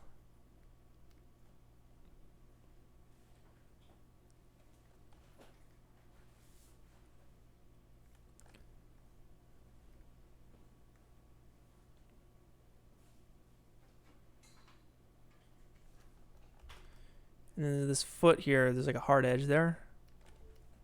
So let's get the shadow looking good first.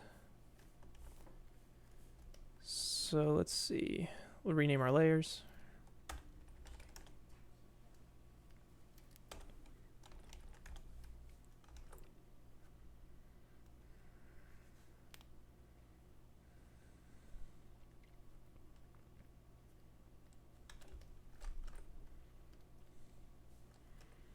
So bring the shadow back up to 100%.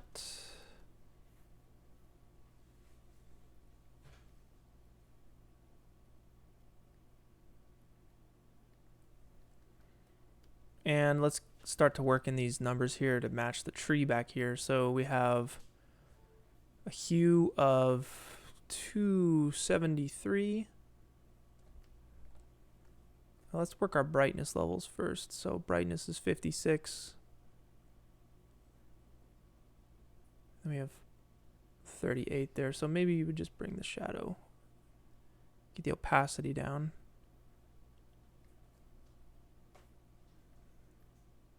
.65 brightness, kind of around, say 60.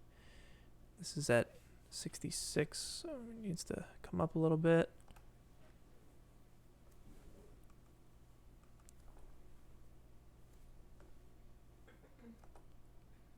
Say right around there. And then the hue, this is more of like a, I don't know, blue-green or something back here, probably blue from the sky. The hue is 268. Right now our hue is 27, so we want to go and hue shift this thing with the hue and saturation. We'll take the saturation to 0 just so we can see what we're doing, and we'll start to shift the hue. If it's at 27% right now, let's say it's at 30, we want to get it to 270, so we want to add 240%. And that did absolutely nothing because it probably has no color. So what I'm going to do is give it some color with some tint, and I'll say the black will go to this color here. The white will also go to that color there. And let's bring the opacity back up. And now the hue is at 3 something. So I'll zero out this hue adjustment we made. Now it's at 330. This hue is at 270, so I'll just bring it back down. How about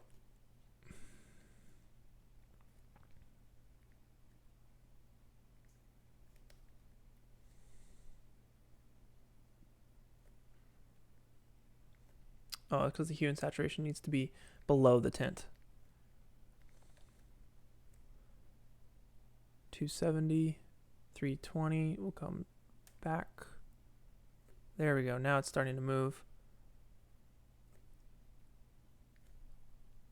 280, 270. All right, so now the shadow matches with the shadow of the tree back here. And the feet, you can see, are all janky, so we want to smooth out that edge there. So we'll just probably bring this extract feather down.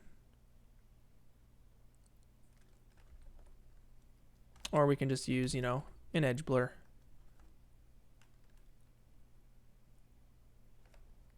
Just get the edge of that just right. We'll go 0.1.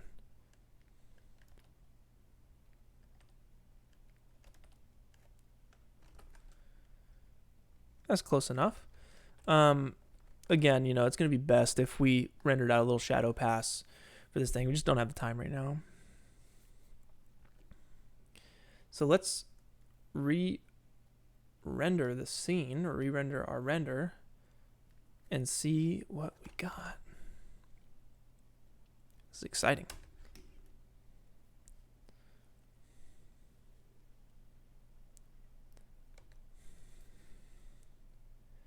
And that's a robot. It is there doing the robot. And if we give this thing... Oh, gross. Look at the shadow.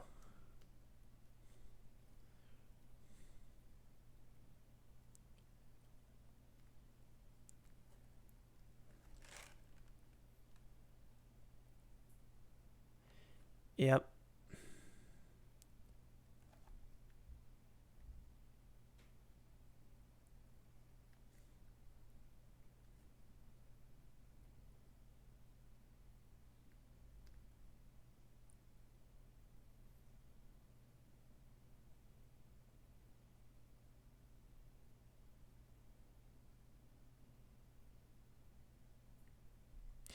Yeah, definitely the way on this is to render it with the shadow pass. So maybe I'll have to re-render that for the final shot. But, you know, as an example, you guys see where I'm going with this.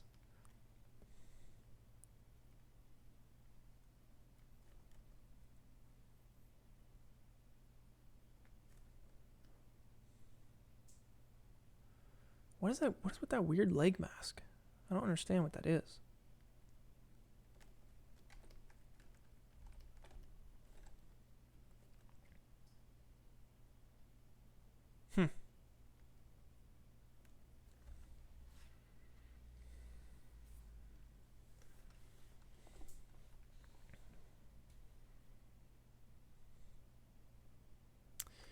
Is there anything we can do about that shadow real quick?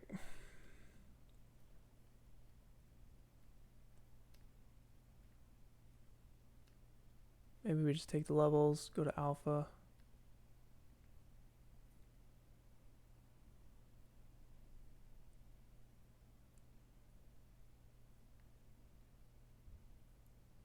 And just bring it up a little bit.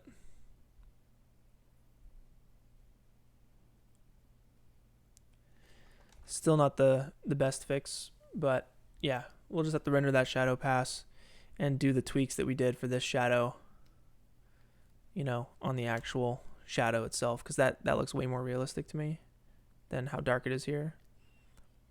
But it's cool.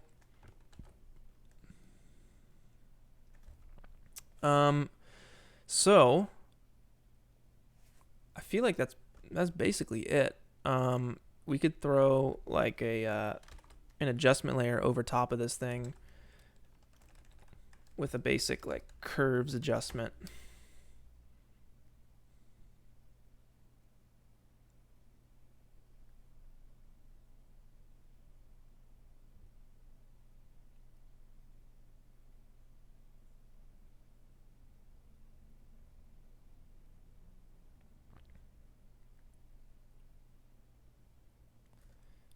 Like boost the saturation.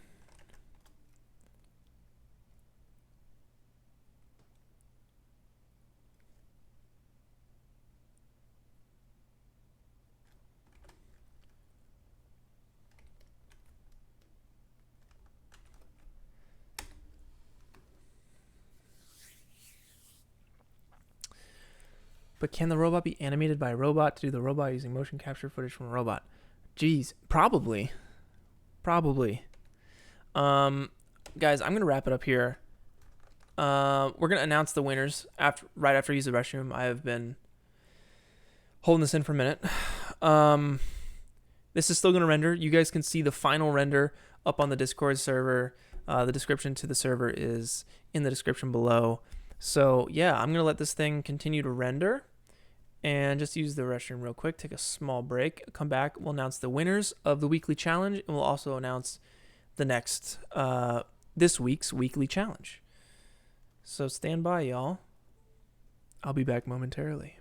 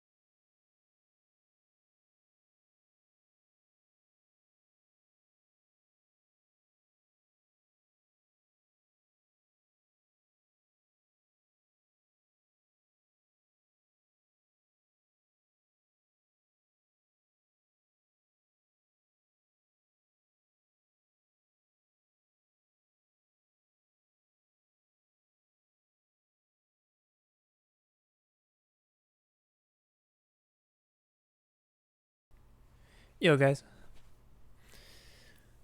All right. All right. Thanks, guys, for sticking in with that. That was a haul. That was another long haul tutorial. Man. So, if you guys don't know, we built a really cool community together here on, every Saturday getting together, doing a stream, and we're all here to learn. We're all here to grow and get better at, what we're trying to do every day. Hopefully you guys are putting at least an hour into your passion or the thing you want to do once a day. But Saturdays at noon Pacific Standard Time, that's our time to come together and do it together. So we got the Discord server going. We're at 700 plus people right now, which is so cool. And we had a couple moderators come in over the last couple weeks and have done a really good job into helping me learn more about what it takes to have an awesome Discord server.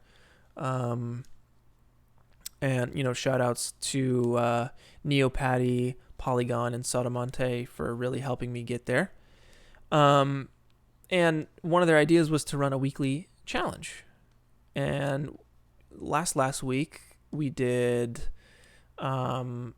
book was the weekly challenge, and I picked 5 winners based off of thumbs ups and votes in the actual Discord server. But this last week's weekly challenge was potted plant. And for those of you guys who didn't participate, I urge you, please participate in this weekly challenge. It's fun. It's really fun, and it's a cool way for us to connect and for us to all learn together. And the rules were you needed to render, light, set up a scene with potted plant as the subject. No time limit. Just get it in by, the next week. And you guys had some really awesome submissions.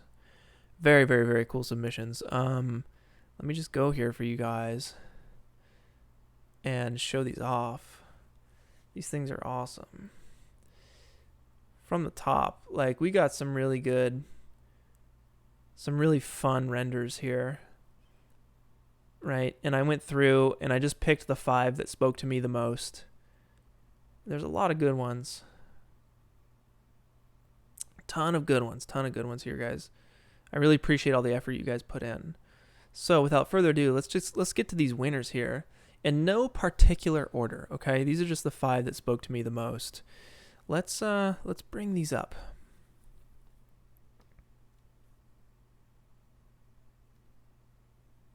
All right, let's do this. Okay. So once again, in no particular order, we have 5 winners of last week's potted plant challenge. The first winner is Karmada. Congratulations on your potted plant submission. I really, really like the lighting and the simple focus of this scene here. I really do love it. Great job on the curtains. The lighting is killer. It's very simple. It makes me feel very peaceful, very relaxed. It looks like you got some nice surface displacement or surface imperfections on the pot. So that's really nice. I like the wooden stool. It looks like you modeled that from scratch. Maybe you modeled all of this from scratch. I don't know. How you did the curtains is pretty cool. Maybe the cloth sim or something. And I like the shadows, the light on the wall back here. Really great job. Really, really great job. Shout outs to Karmada. He used Cinema4D and Octane. Congratulations, Karmada. Next up, again in no particular order, we have Prabhanshu, which I know was in the stream. If you're still in the stream, dude, it's been 4 hours. Thank you. You hit us with this guy right here. I thought this was so cool. This is amazing. This is like an indoor, little greenhouse with a river coming through. And you sent a cropped version, which was something along the lines of this, which I thought was nice because the rule was, subject should be the potted plant. And this is so cool right here. Great work. These little terrariums in a greater, larger terrarium. I really, really like your lighting. I like your color grade with the lifted black levels here. Yeah, killer work. This is awesome. Prabhanshu, congratulations for winning this week's weekly challenge. Next up, who do we have? Boom. Rokeno. This is crazy. I really love the character that you throw into this. I love the lighting. It feels fun. There's motion to this thing.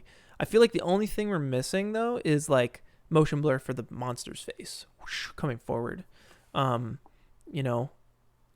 hope that the cat and the plant are playing together. As a cat lover, I hope that's the case. But, I think this is awesome. This is really cool. This is very fun. I love your lighting. I love the angle. The focus on the subject of this thing was really cool. And you took it to the next level. This is really awesome. You went above and beyond. I'm blown away. Great work. Rokeno, done in C4D. Awesome. Congratulations for winning this week's weekly challenge. Second to last here, we have Vion. I love this render. So much. This makes me so happy. It's very simple.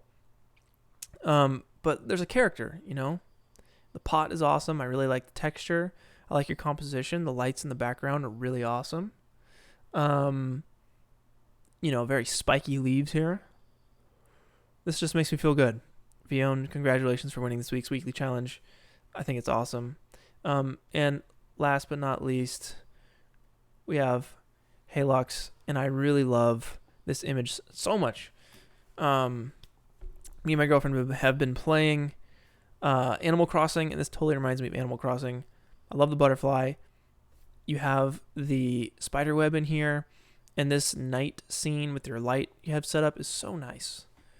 Really, really love this. I love the way it makes me feel. Congratulations, Halox, for winning this week's weekly challenge. So those are the 5 winners. I just wanted to shout out, I believe it was Danga's image. Also, really like this one too, man. This was cool. Reminded me of Animal Crossing as well for some reason. Big fan. So congrats to all the winners from this week's weekly challenge, which was Potted Plant. Now, if you guys would like to participate in this week's weekly challenge, the prompt is robot. Of course, it's got to be robot. It can be as simple or as complicated as you'd like, but the focus here is to model your own robot. No downloads, okay? You got to model your own. You got to texture your own robot, okay? Best design, best composition, best lighting, best textures, best render. All of those things go to what I'm choosing from. I will choose 5 more people for the winner, and I will announce them on next week's stream. Usually I have no idea when I'm going to stream until like Friday night or Saturday morning, so we'll figure out what we're going to do next week. But congratulations to this week's weekly challenge winners. We'll post them up on the Discord server, and the prompt again for this week's weekly challenge, or next week's, whatever, is robot, okay? And as long as you get it in by next Saturday at let's say 8 a.m. Pacific Standard Time, you're all good. Take as much time as you want. Just make it awesome and have fun with it. But man, that was awesome. Great stream, guys.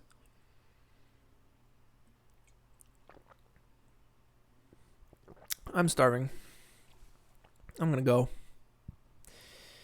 But this render here, which is still going to town, this will be on the Discord server once it's done rendering.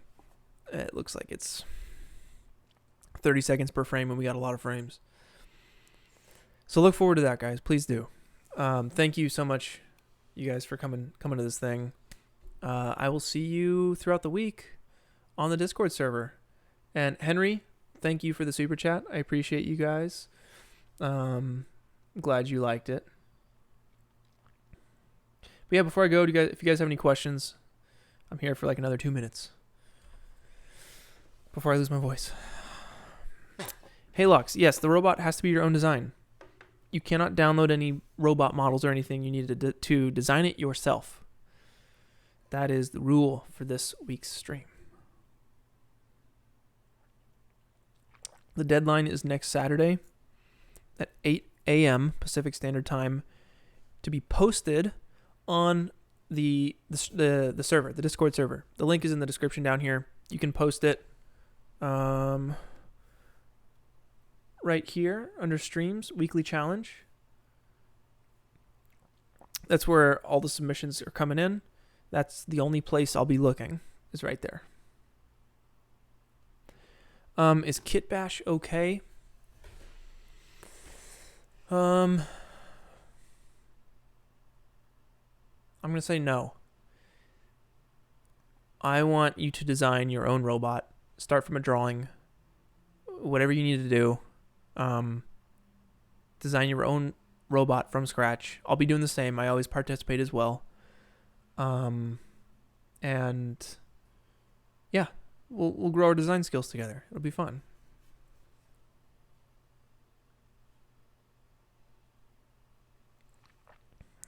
Yeah, I mean, you can model stuff based off another design. You can take anything for inspiration, of course.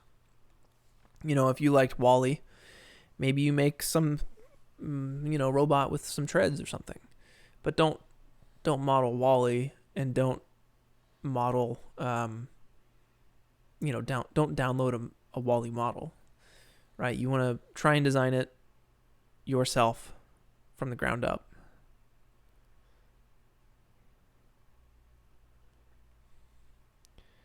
Can the rest of the scene be downloaded? Yes, you can download like a floor or something, or some walls or rocks, whatever.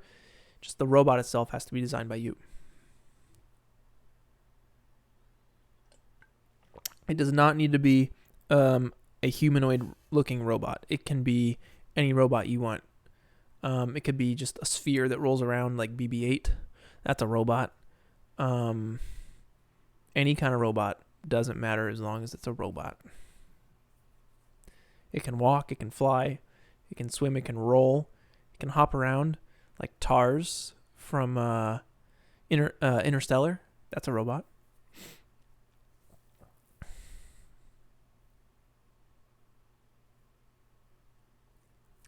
Visual, yes, you did. Your WALL-E plant submission. It was great. Congratulations, man. Really, really good. It's tough picking 5, because there's so many good ones, and I feel bad. I feel like everyone's winners, But I had to pick 5, so that's just how it goes.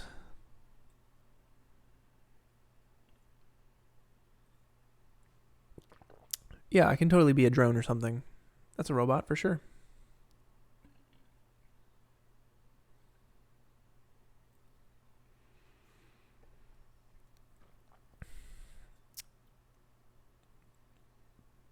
Patrick, that's fine. You can totally keep it simple. Like Tars is a good example of keeping it simple from Interstellar. That's all good. Hopefully you learn a thing or two about modeling along the way, though. Push yourself a little bit. I believe in you. Shadow, it can be an animation, but all that's required is a still image.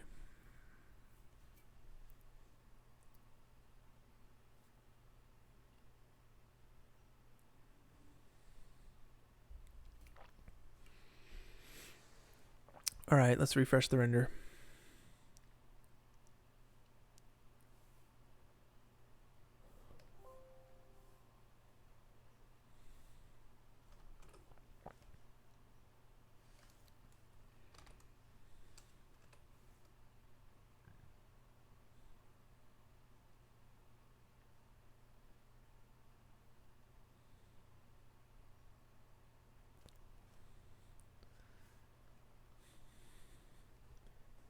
Let's also give it like a nice...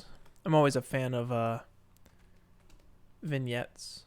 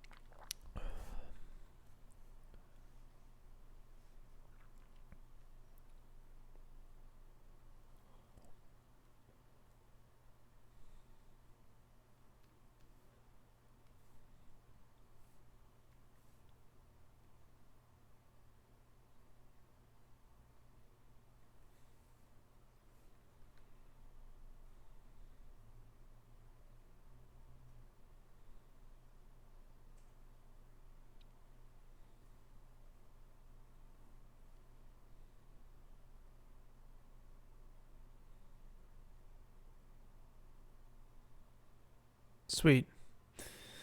Thanks, guys. Thanks again. I'll see you on the Discord server. Until then, peace. See you guys later.